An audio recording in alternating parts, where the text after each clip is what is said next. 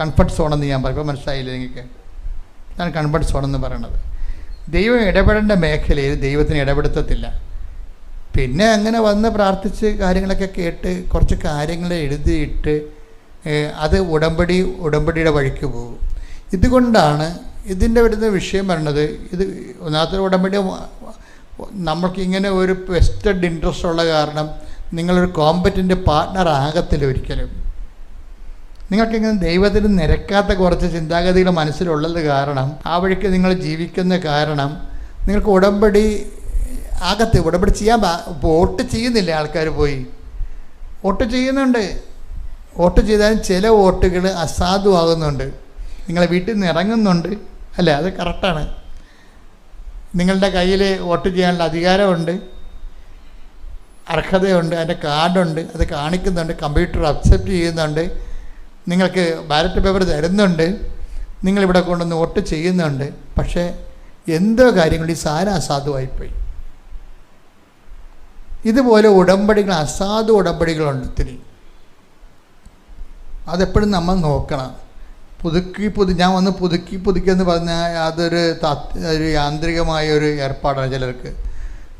ചിലർക്ക് പുതുക്കണ ഒരു യാന്ത്രികമായ ഏർപ്പാട്. ഇവിടെ ആലപ്പുഴ വരിക, പത്രം കൊണ്ട് കുറച്ച് ഗ്ലാസ് കയറ്റുക, ആ പത്രം കൊണ്ട് കാണിക്കുക, ഒപ്പിട്ട് മേടിക്കുക, സന്തോഷമായിട്ട് പോവുക.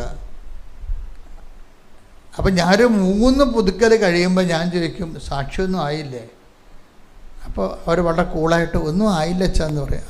ആകാൻ സാധ്യതയില്ല, വണ്ടി വിട്ടേക്കാൻ പറയും. ആകാൻ സാധ്യതയില്ല. കാര്യം എന്താ കാര്യം? എന്നോട് അമ്മ ആദ്യമേ പറഞ്ഞത് എന്താണ്? ഉടമ്പടി ഉടനടി പരിഹാരം എന്നാണ് പറഞ്ഞത്. അങ്ങനെ ആയിരങ്ങൾക്ക് അമ്മ ഉടനടി പരിഹാരം കൊടുക്കുന്നുണ്ട്. പിന്നെ നിനക്കെന്തുകൊണ്ടാണ് 3 പുതുക്കിയിട്ട് ഉടമ്പടി ശരിയാകാത്തത്? അപ്പം നീ അത് ശരിയാക്കാഞ്ഞിട്ടാണ്, വേറെ പ്രശ്നമൊന്നുമില്ല. നീ അത് ശരിയാക്കാഞ്ഞിട്ടാണ്. ഒരു കാര്യം എൻ്റെ സഹോദര, കുറേ ആൾക്കാർ നല്ല തടവറയിലാണ്. അവർക്ക് ദൈവം നേരിട്ട് വന്നാലേ അവർ രക്ഷപ്പെടത്തുള്ളൂ. എന്താ കാര്യം വെച്ചാൽ, നിങ്ങൾ ഈ ഉടമ്പടി എടുത്തിട്ടും, ഒന്നാമത് ബൈബിളിൻ്റെ രീതി നിങ്ങൾക്ക് അറിയാവില്ല. ഇത് ശത്രുവിനെ ഒരിക്കലും ശത്രുവായിട്ട് നിലനിർത്തിയാൽ ബൈബിള് ആ വഴിക്ക് പിന്നെ വരത്തില്ല. അതാണ് വിഷയം. നിങ്ങൾക്ക് 3 ഉടമ്പടി പുതുക്കിയിട്ട് നിങ്ങൾക്ക് ശത്രു ഉണ്ടെന്നുണ്ടെങ്കിൽ നിങ്ങൾക്ക് ഉടമ്പടിക്കല്ല ഒന്നിനും നിങ്ങളെ കൊള്ളത്തില്ലെന്ന് എൻ്റെ അർത്ഥം. ഉടമ്പടിക്ക് മാത്രമല്ല, ദൈവമായിട്ടുള്ള ഒരു പരിപാടിക്കും നിങ്ങളെ കൊള്ളത്തില്ലെന്ന് എൻ്റെ അർത്ഥം. 3 ഉടമ്പടി നിങ്ങൾ പുതുക്കിയിട്ടും നിങ്ങൾ സംസാരിക്കാത്തത്, നിങ്ങൾ സഹകരിക്കാത്തതുമായിട്ടുള്ള ആൾക്കാരുണ്ടെങ്കിൽ ഉടമ്പടിക്ക് മാത്രമല്ല, ദൈവമായിട്ടുള്ള ഒരു ഏർപ്പാടിനും യു ആർ നോട്ട് ഫിറ്റ്. നിങ്ങൾ ഫിറ്റല്ല. പ്രാർത്ഥിക്കുക, കർത്താവായ ദൈവമേ, സത്യസന്ധമായി അങ്ങയോട് ഉടമ്പടി ചെയ്ത് ജീവിക്കുവാൻ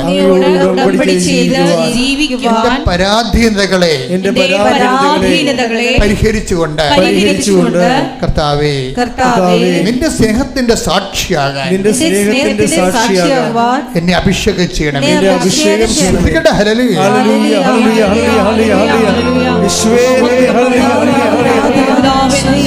ദൈവപിതാവേ മഹത്വം, ദൈവപിതാവേ ആരാധന. ഹല്ലേലൂയ.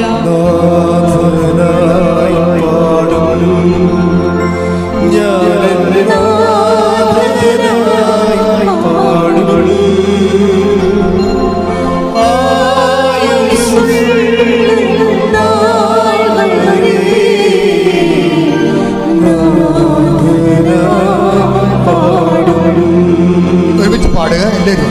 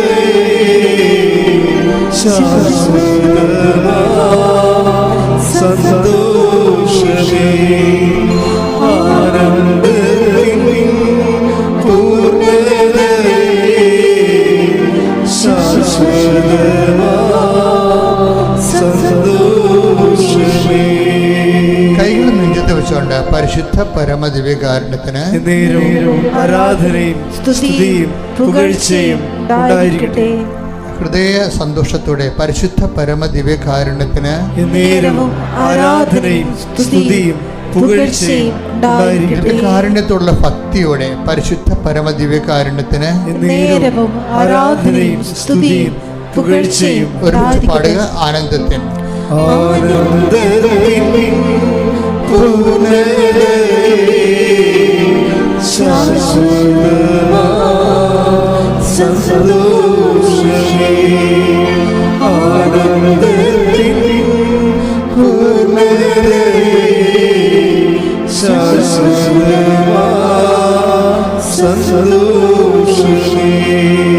ആരാധന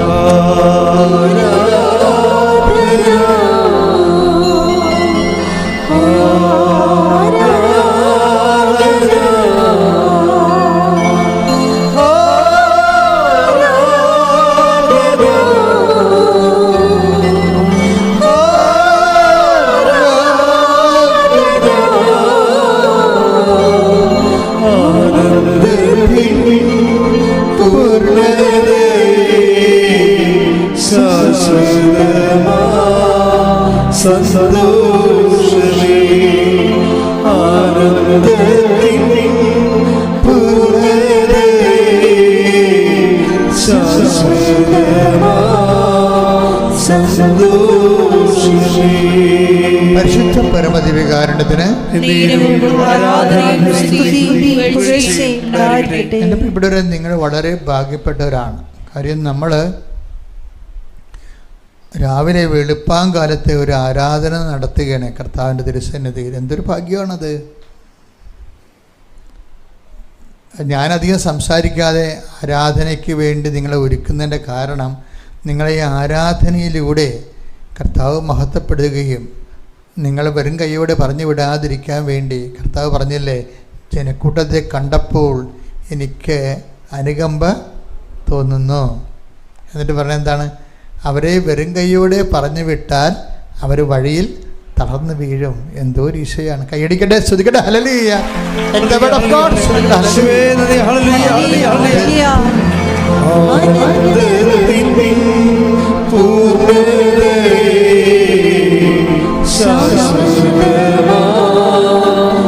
സന്തോഷമേ ആനന്ദത്തിൻ പൂർണ്ണതേ ശാശ്വതമാ സന്തോഷമേ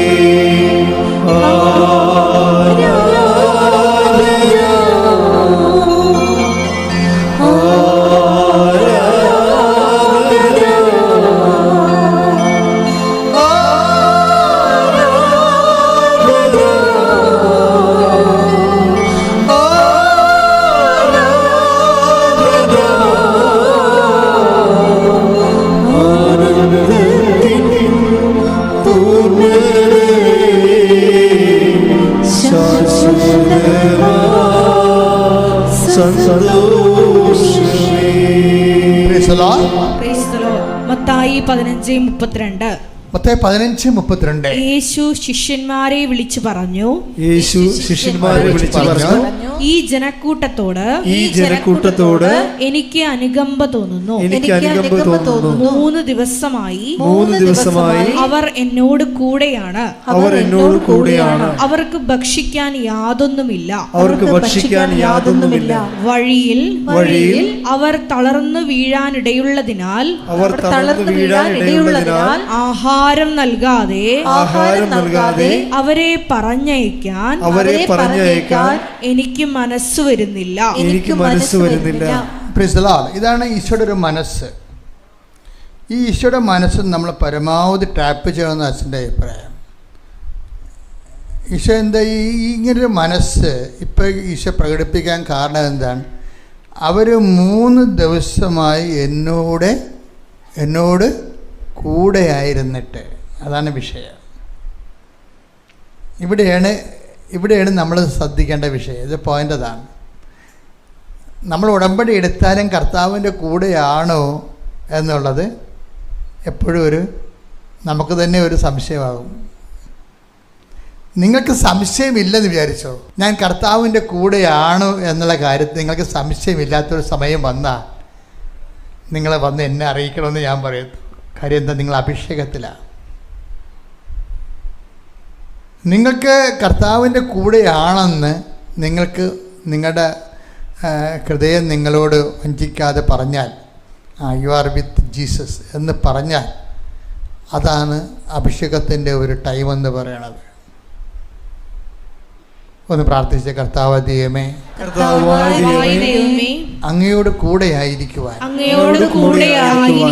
വാക്കിലും പ്രവൃത്തിയിലും ജീവിതത്തിലും അങ്ങയോട് കൂടെയായിരിക്കുവാൻ എന്നെ അനുഗ്രഹിക്കണമേ. അമ്മേ പരിശുദ്ധമ്മേ, കൃപാസനത്താറേ, ജീവനോടെ പ്രത്യക്ഷപ്പെട്ട ദേവമാതാവേ, ഈശോയുടെ കൂടെയായിരിക്കുവാൻ ഉടമ്പടിയിലൂടെ എന്നെ സഹായിക്കണമേ. ഹല്ലേലൂയ. യേശുവേ സ്തോത്രം, യേശുവേ നന്ദി, യേശുവേ ആരാധന. ഇതുപോലെ തന്നെ ഒരു വാക്കാണ് ഇതിൻ്റെ അകത്ത് വരണത്. ഇപ്പോൾ ഉടമ്പടി എടുക്കുമ്പോഴും നമ്മളെപ്പോഴും ഒരു ആത്മശോധന കൂടി പോകണം. എന്താണ്? ഞാൻ കർത്താവിൻ്റെ കൂടെയാണോ? ഉടമ്പടി എടുത്തതിന് ശേഷവും നീ കർത്താവിൻ്റെ കൂടെ അല്ലെന്ന് എങ്ങാനും നിനക്ക് തോന്നിയാൽ ഞാൻ പറയും നീ വലിയ അപകടത്തിലാണെന്ന് പറയും. കാര്യം ഉടമ്പടിയുടെ അതിൻ്റെ ഒരു കണ്ടൻറ്റ് വൈസ് ഭയങ്കര റിച്ചാണ്. ഇത് എൻ്റെ ഒരു ബുദ്ധിയിൽ കണ്ടുപിടിച്ച കാര്യമല്ല. ഇത് ഉടമ്പടി അമ്മ തന്നതിന് ശേഷം പിന്നീട് ഇത് റൈറ്റ് ഡൗൺ ചെയ്യാൻ പറയും എന്നോട്. ഇപ്പം ഞാൻ തൈക്കാട്ടുശ്ശേരി പള്ളിയിൽ 2ാമത്തെ നിലയിൽ പുറത്തേക്ക് ചാടിച്ച് വെച്ചിരിക്കുന്ന ഒരു സിറ്റ് ഔട്ടുണ്ട്.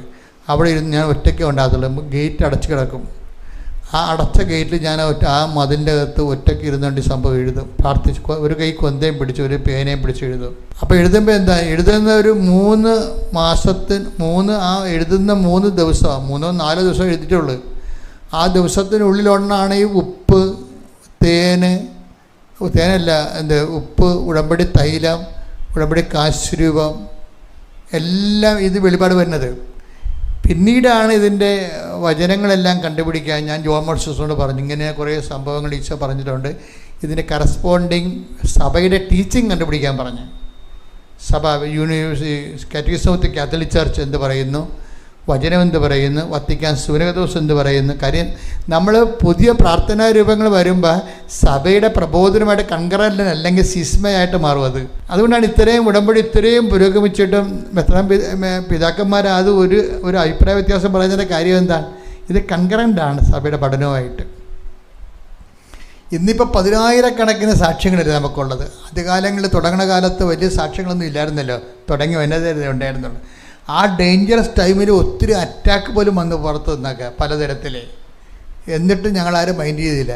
എന്താ കാര്യം? അമ്മ തന്നിരിക്കുന്ന വെളിപാടുകൾ കറക്റ്റാണെന്ന് ഞങ്ങൾക്ക് ആന്തരിക ബോധ്യം ഉണ്ടായി. അതുകൊണ്ട് ഒരു വിഷയം മാറ്റാതെ അതേപടി തന്നെ മുന്നോട്ട് പോയി. പക്ഷേ എന്താ വിഷയമെന്ന് പറയണത്? എൻ്റെ സഹോദരൻ ശ്രദ്ധിക്കേണ്ട ഒരു വിഷയം, ഉടമ്പടി എടുത്തിട്ടും നമുക്കൊരാളിന് കർത്താവിൻ്റെ കൂടെ ആകാൻ പറ്റുന്നില്ലെങ്കിൽ അയാളൊരു ഡേഞ്ചറസ് പേഴ്സണാണ്, ഒരു ക്രിമിനലാണെന്ന് ഞാൻ പറയും. നമുക്കങ്ങനെ ആൾക്കാരെ ചാപ്പ കുത്താൻ പറ്റത്തില്ല. പക്ഷെ എന്നാലും ഉടമ്പടി എടുത്തിട്ടും ഈ തരികിട പരിപാടിയൊക്കെ ആയിട്ടാണ് ഇയാൾ പോണത്. ചുമ്മാ വയറ്റിപ്പഴപ്പിന് വേണ്ടി എന്തെങ്കിലും അനുഗ്രഹം ഈ അടിച്ചു മാറ്റാൻ വേണ്ടിയുള്ള തരികിട കാണിക്കുകയാണ് ദൈവത്തോടെങ്കിൽ ഹീസ് ഇൻ ഡേഞ്ചറസ് സോൺ. എന്താ കാര്യത്തിൽ ദൈവത്തെ ദുരുപയോഗിക്കുന്നു. അയാൾ മാറാൻ ഉദ്ദേശിക്കുന്നില്ല. ദൈവത്തെ അയാളുടെ ജീവിതത്തിലേക്ക് പ്രവർത്തിക്കാൻ ഉദ്ദേശിക്കുന്നില്ല. ദൈവം അയാളുടെ കൂടെ ജീവിക്കാൻ അദ്ദേഹം സമ്മതിക്കണില്ല. ദൈവത്തിൻ്റെ കൂടെ ജീവിക്കാൻ അദ്ദേഹം മനസ്സില്ല. പിന്നെ എന്താണ്? അനുഗ്രഹത്തിന് വേണ്ടി എന്തൊക്കെ ആചാരം കാണിച്ചു വെച്ച് നമ്മൾ പറ്റുമെങ്കിൽ അവർ അങ്ങനെയുള്ളവർ ചെയ്യത്തില്ല. അവർ ഭാര്യയെ കൊണ്ട് ഉടമ്പടി എടുപ്പിക്കത്തുള്ളൂ. ഭാര്യയെ കൊണ്ട് ഉടമ്പടി എടുപ്പിക്കുമ്പോൾ തന്നെ ഓർപ്പിക്കുക, ആ കുടുംബ ഉടമ്പടിയിലല്ല ഉടനെ. എന്താ കാര്യം? നിൻ്റെതാണ് ആവശ്യം. അപ്പം നിനക്കതിൻ്റെ അകത്ത് സന്മനസ്സില്ല. കർത്താവുമായിട്ട് ഉടമ്പടി ചെയ്യാനും ഉടമ്പടി അനുസരിച്ച് ജീവിക്കാനും നിനക്ക് മനസ്സുകൊണ്ട് താല്പര്യമില്ല. നിൻ്റെ മനസ്സിൽ പിന്നെ വേറെ ഒരു ഐറ്റം ആൾക്കാരുണ്ട്. അവർ ഉടമ്പടി ചെയ്യണമെന്ന് പറയുമ്പോൾ 3 മാസം അല്ലേ എന്ന് പറയാം. 3 മാസം അല്ലേ, 3 മാസം കഴിയുമ്പോൾ പിന്നെ അവർക്കിഷ്ടമുള്ള പോലെ തോന്നിവാസ ജീവിതം നയിക്കാതെ നമുക്ക് ദൈവമായിട്ട് അങ്ങനെ ഒരു റിലേഷൻ പറ്റുമോയെന്ന് എനിക്കറിയത്തില്ല.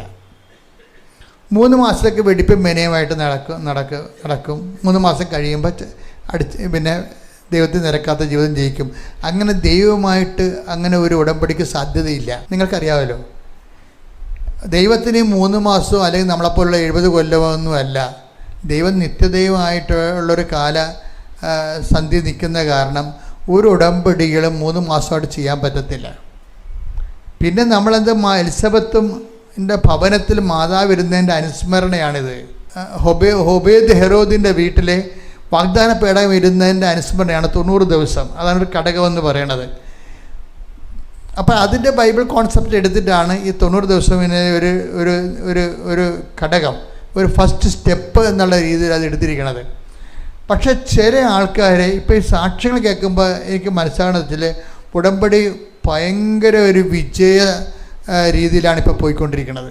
കാരണം ഉടമ്പടി ഒരു മനുഷ്യൻ്റെ എല്ലാ തരത്തിലുള്ള ജീവിത സംഘർഷങ്ങളെ എല്ലാം അവനെ അഭിമുഖീകരിക്കാൻ പഠിപ്പിച്ചും ജയിപ്പിച്ചും കൊണ്ട് ഉടമ്പടി വിജയമാതാവിൻ്റെ ഉടമ്പടി മുന്നേറുന്നത് നമുക്ക് കാണാം.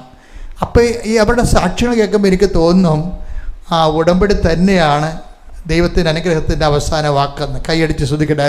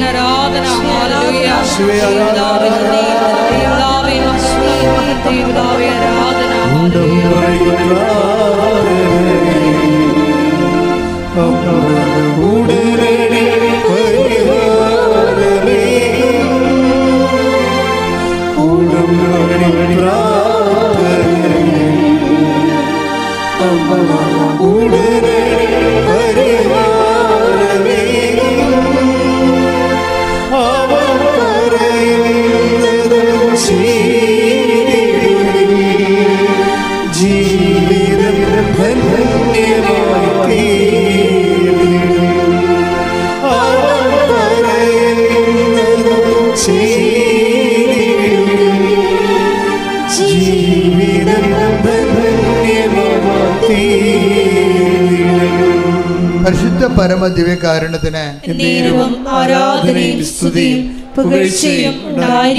ഇന്നലെ വൈകുന്നേരം നമ്മുടെ നിലമ്പൂരിൽ നിന്ന് രമ്യ വർഗീസ് എന്നും പറഞ്ഞ് ഞാൻ ആദ്യം പറഞ്ഞായിരുന്നു ആ സാക്ഷ്യത്തെക്കുറിച്ച്. വൈകുന്നേരം ഇന്നലെ ഒരു 3-4 മണിയായപ്പോൾ രമ്യ വർഗീസ് എന്നും പറഞ്ഞൊരു സഹോദരി ഒരു ഉടമ്പടി സാക്ഷ്യം പറഞ്ഞിട്ടുണ്ട്. അവർ 2021 ഉടമ്പടിക്കാരുത്തിയാണ്. ഇപ്പം എത്ര കൊല്ലമായി? 6 കൊല്ലമായി. 6 കൊല്ലമായിട്ട് ഒരു ഉടമ്പടിയില്ല, 5 കൊല്ലമായിട്ട് ഉടമ്പടിയില്ല. ഇനി ഈ രമ്യ വർഗീസ് ഇവിടെ ആദ്യം വരുമ്പോൾ ഹസ്ബൻഡിന് ഗുരുതരമായ രോഗമാണ്. അവർ ഇന്നലെ സാക്ഷ്യം അങ്ങനെ പറഞ്ഞു. എനിക്ക് ഇവരെ അറിയത്തില്ല, സാക്ഷ്യം കേട്ടപ്പോൾ ഞാൻ ശ്രദ്ധിച്ചെന്നേ ഉള്ളൂ. ഇപ്പോൾ അനുസരിച്ച് അവർ പറഞ്ഞത് അച്ഛനെ ഞാൻ ഭർത്താവുമായിട്ട് വന്ന് കണ്ടു അത്താറയിൽ. ഭർത്താവിൻ്റെ തലയിലച്ഛൻ കൈവച്ച് പ്രാർത്ഥിച്ചതിന് ശേഷം എന്നെ തട്ടിയെന്നാണ് പറഞ്ഞത്. എൻ്റെ അർത്ഥം എന്താണ്? എനിക്കത് മനസ്സിലായെന്ന്. അതാണ് അഭിഷേകം എന്ന് പറഞ്ഞത്. എനിക്കത് മനസ്സിലായെന്ന്. എന്താണ്? ദൈവഹിതം സ്വീകരിക്കണം, അതാണ് എൻ്റെ അർത്ഥം.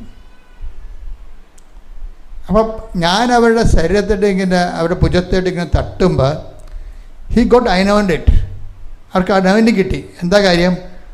അവരിവിടെ കയറി വരുമ്പോൾ അമ്മ പറഞ്ഞായിരുന്നു ദുരന്തം ഉണ്ടാകാൻ പോകുന്നു, പ്രാർത്ഥിക്കണം. അപ്പോൾ അവർക്ക് മനസ്സിലായി ഉടമ്പടി എടുക്കാൻ അമ്മ ഉദ്ദേശിക്കുന്നുണ്ടെന്ന്. അപ്പോൾ ഭർത്താവുമായിട്ട് പോയി ഉടമ്പടി എടുത്തു. ഭർത്താവിനെ കൊണ്ടുവന്നു കഴിഞ്ഞ് പ്രാർത്ഥിച്ചു കഴിഞ്ഞപ്പോൾ ഞാൻ ഇവളെ തട്ടി. എന്നതിൻ്റെ അർത്ഥം എന്താ? ദൈവഹിത എന്തായാലും അത് സ്വീകരിക്കണം. എനിക്കപ്പോഴേ അത് മനസ്സിലായി, ആ ദൈവഹിതമാണ് വരുന്നത്. അപ്പം ഞാൻ അതിന് ശേഷം എൻ്റെ മനസ്സ് ഞാൻ ഒരുക്കി ദൈവഹിതം സ്വീകരിക്കാൻ വേണ്ടി. എൻ്റെ ഭർത്താവ് താമസിയാതെ കർത്താവിൻ്റെ അടുത്തേക്ക് പോയെന്നു. പക്ഷെ പിന്നീടുള്ള ലൈഫ് നമ്മൾ നോക്കണം. ആ ഉടമ്പടിയിൽ ചില ആൾക്കാർ ഇങ്ങനെ എന്തെങ്കിലും സംഭവിച്ചു കഴിഞ്ഞാൽ അതോടുകൂടി ഉടമ്പടി അവസാനിപ്പിച്ച് കളയും. ഇവളെ 3 കുഞ്ഞുങ്ങളും അതിനെ ഉള്ളത്. എല്ലാം കൈക്കുഞ്ഞുങ്ങളാണ്. 2 വയസ്സ് 4 വയസ്സൊക്കെ ഉള്ള കുഞ്ഞുങ്ങളാണ് ഉള്ളത്. ഈ 3 കുഞ്ഞുങ്ങൾ പ്രായമായ 2 മാതാപിതാക്കന്മാർ. അപ്പം നിലമ്പൂർ വനത്തിൻ്റെ അരികിൽ താമസിക്കുക. അപ്പോൾ എന്നാ വിഷയം എന്ന് വെച്ച് കഴിഞ്ഞാൽ അപ്പോൾ വനത്തിൻ്റെ അരികിൽ ഇപ്പോൾ നിങ്ങൾക്കറിയാവില്ല, അവർ പറയുന്നുണ്ട് വെള്ളപ്പൊക്കത്തിൻ്റെ കെടുതിയുള്ള സ്ഥലമാണ് ഇത്, ഞങ്ങൾ താമസിക്കുന്നത്. ഒരു ഓടിട്ട ചെറിയ വീടാണ്. അവിടെ 2 മാതാപിതാക്കന്മാരുണ്ട്, 3 കുഞ്ഞുങ്ങളുണ്ട്. എനിക്ക് ഇങ്ങനെ ഒരു സംഭവം ഉണ്ടായിട്ട് എനിക്കിതിൻ്റെ ആവിയും പുകയും ഒന്നും കർത്താവ് എന്നെ ഏൽപ്പിക്കണില്ല. അതാണ് വിഷയം. അത് നിങ്ങളറിയാം, ഉടമ്പടിയുടെ വേറെ ഒരു ലോകമുണ്ട്. കാര്യം ഇവരെന്ന് വെച്ച് കഴിഞ്ഞാൽ ഉടമ്പടിയെ എന്ന് പറഞ്ഞാൽ ഉടമ്പടിക്കാണ് പ്രാധാന്യം കൊടുക്കുന്നത്, അല്ല ഉടമ്പടിയിലൂടെ ലഭിക്കുന്ന ആനുകൂല്യങ്ങൾക്കല്ല. ചില ആൾക്കാരുടെ സമീപനങ്ങളിൽ ചിലക്ക് വ്യത്യാസമുണ്ട്. ചിലക്ക് ആനുകൂല്യങ്ങൾക്കായിരിക്കും ചില ആൾക്കാർ 60% പ്രാധാന്യം കൊടുക്കുന്നത്. എന്നിട്ട് ആൾക്കാർ നോക്കും, അത് അവർ വിളിച്ചില്ലല്ലോ, ഓഫർ ലെറ്റർ വന്നില്ലല്ലോ. എന്നിട്ട് മകനെ വിളിച്ച് ചോദിക്കും, നിൻ്റെ വിസ റെഡിയായ, എൻ്റെ വിസ പുതുക്കി കിട്ടിയ. അപ്പോൾ ആനുകൂല്യങ്ങളെ ഓർത്ത് ഓവർ ആങ്ഷ്യസ് ആകുന്ന ആൾക്കാരുണ്ട്. അതെപ്പോഴും നമ്മൾ ശ്രദ്ധിക്കണം. അത് നിങ്ങളെ തെറ്റാണെന്ന് ഞാൻ പറയുകയല്ല, നിങ്ങൾക്ക് അറിയാൻ പാടില്ലാത്തത് കൊണ്ടാണ് വിഷയം. അറിയാൻ പാടില്ലാത്തത് കൊണ്ട്. കാര്യം നമ്മൾ ആനുകൂല്യങ്ങൾക്ക് അമിത പ്രാധാന്യം കൊടുത്ത് നമ്മൾ ഇൻട്രാക്ട് ചെയ്ത ദൈവമായിട്ട് നമുക്ക് ഒരു സ്മൂത്ത് ഈസി ആയിട്ടുള്ള ഒരു ജീവിതം പറ്റത്തില്ല. അതാ വിഷയം. കാര്യം എന്താ, നിങ്ങൾ ദൈവത്തിനല്ല പ്രാധാന്യം കൊടുക്കുന്നത്, പിന്നെ എന്തിനാ ആനുകൂല്യങ്ങൾക്കാണ്. ജപ്തി നടപടി മാറുന്നു. നിങ്ങൾക്കറിയാവില്ലേ, എന്തെല്ലാം മാറിയ ഒരു ഭർത്താവ് തന്നെ കയ്യിൽ നിന്ന് പോയി, എന്നിട്ടും കർത്താവ് കൂടെ ഉള്ളത് കൊണ്ട് അവൾ ആ സംഗീതമൊക്കെ പറയുന്നുണ്ട്.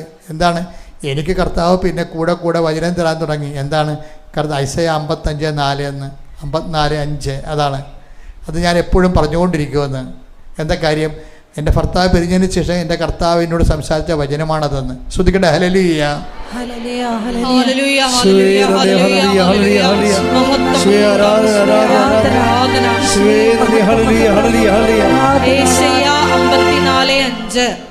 ഐസയ 54:5.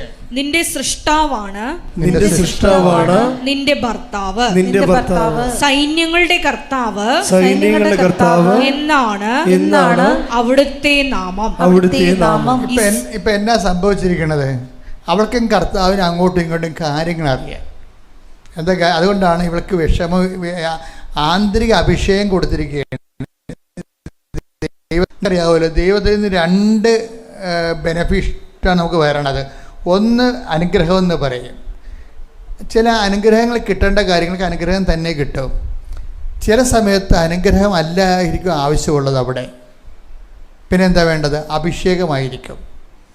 ഈ കിട്ടാത്ത അനുഗ്രഹത്തിൻ്റെ സ്പേസ് നിങ്ങൾക്ക് അനുഗ്രഹം അത് ബ്ലാങ്കായിട്ട് കിടക്കത്തില്ല ഒരിക്കലും. നിങ്ങൾക്ക് ആത്മീയത ശാസ്ത്രം അറിയാൻ പാലാത്തതുകൊണ്ടാണ് അങ്ങനെ സംഭവിക്കുന്നത്.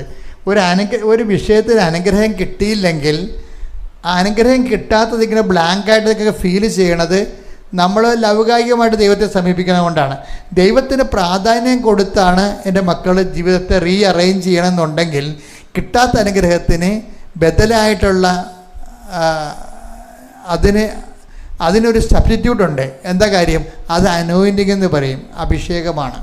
എന്താ കാര്യം, അവിടെ ഭർത്താവ് ഉള്ളതിനേക്കാൾ പവർഫുള്ളായിട്ട് ആന്തരിക അഭിഷേകം കൊടുക്കും ഇവക്ക്. എന്നിട്ട് എന്താ, ഈ ഹോൾ ഫാമിലി ഈശോ ഏറ്റെടുക്കും.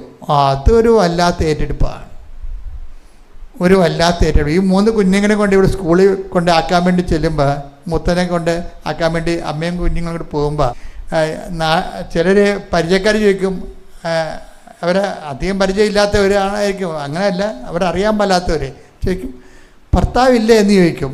അപ്പോൾ പറയും ഭർത്താവ് മരിച്ചുപോയി. വളരെ കൂളായിട്ട് അവരത് പറയും, അത് ഭർത്താവ് മരിച്ചുപോയി എന്നുള്ള കാര്യം. അല്ല, ഭർത്താവില്ലെന്ന് ചോദിക്കുമ്പോൾ അതിന് മുമ്പ് തന്നെ നെറ്റ് തൊട്ടുള്ള സംഭവമൊക്കെ ഇങ്ങനെ മുഖമൊക്കെ മാറി ഒരു പ്രത്യേക ഈ ക്യാമറയുടെ മുമ്പിൽ വന്ന് സിനിമാ നടികളെ ഇങ്ങനെ കരയാമ്പണ പോലെ ഇങ്ങനെ ഭാവങ്ങൾ കാണിക്കത്തൊന്നുമില്ല. അവിടെ അവർക്ക് അഭിഷേകമുണ്ട്. അവിടെ ഭർത്താവ് മരിച്ചുപോയി, സമയമായപ്പോൾ കർത്താവ് തിരിച്ചു വിളിച്ചു. നമ്മളെല്ലാവരെയും വിളിക്കുമല്ല, ആരൊക്കെ കുറച്ച് പേരെ വിളിക്കാതെ ഇവിടെ ഇട്ടേക്കണമെങ്കിൽ നമുക്ക് പറയാം. നമ്മൾ കുറച്ച് പേരെ വിളിക്കാതെ വിട്ടിട്ടുണ്ടെങ്കിൽ ഓക്കെ എന്ന് പറയും. അങ്ങനെയല്ലല്ല. ഇവിടെ ക്രിസ്ത്യൻസിനുള്ള ഏറ്റവും വലിയ വിഷയം എന്ന് പറയണത് ഇതൊരു നെഗറ്റീവ് അല്ല ക്രിസ്ത്യൻസിന്. എന്താ കാര്യം? കർത്താവിലേക്കുള്ള യാത്രയാണ്. അപ്പം നല്ല ബോധം. ഇപ്പോൾ ഇവിടെ നമ്മുടെ രമ്യ വർഗീസ് പറയണതേ, ഞാനിപ്പോൾ 6ാമത്തെ പുതുക്കലാണ്, 6 വർഷത്തെ പുതുക്കലാണ്. അപ്പോൾ ഈ പുതുക്കലിൻ്റെ ഉള്ളിൽ ഇന്ന് വരെ ഞാനൊരു നിയോഗം വെച്ചിട്ടില്ലെന്ന്. അതാണ് വിഷയം. ഇതിനാണ് ഈ ആന്തരിക അഭിഷേകം. ഇത്രയും ഈ നമ്മൾ വേറെ ആരെങ്കിലും ചിലർ ഈ 6 പുതുക്കളെന്ന് പറയുമ്പോൾ മിക്കവാറും 60 നിയോഗത്തിൻ്റെ സമയം കഴിഞ്ഞിട്ടുണ്ട്. ഇവരുടെ ഒരു നിയോഗം വെച്ചിട്ടില്ല. നിയോഗം എന്താ വെച്ചാൽ നിത്യതയെന്ന് എഴുതിയിട്ടും പോകും. നിയോഗം എന്ന് പറയുമ്പോൾ 6 നിയോഗം ഉണ്ടല്ല, അവിടെ നിത്യതയെന്ന് എഴുതിയിട്ടും പോകും. എന്താണ് നിത്യതയെക്കുറിച്ച്? ഒരിക്കലേ ഈ ഏതോ ഉടമ്പടി ക്ലാസ്സിൽ കിട്ടിയ സമയത്ത് ഇവർക്ക് ആന്തരിക അഭിഷേകം കിട്ടി. That talk is for me എന്നുള്ള രീതിയിൽ കിട്ടി അവർക്ക്. ഇത് എന്നെക്കുറിച്ച് എനിക്ക് വേണ്ടിയാണ് പറയണമെന്ന്. അപ്പോൾ അവർക്ക് അതിനകത്ത് അഭിഷേകം കിട്ടി. അപ്പോൾ പിന്നെ എന്താ? പിന്നെ നിയോഗങ്ങളൊന്നുമില്ല. നിയോഗങ്ങളില്ലാഞ്ഞിട്ടൊന്നുമല്ല. നിയോഗങ്ങൾ വെക്കണമെങ്കിൽ കുറേ വെക്കാം. എന്താ വെക്കണം? ഒന്നാമത്തെ വിഷയം എന്താ?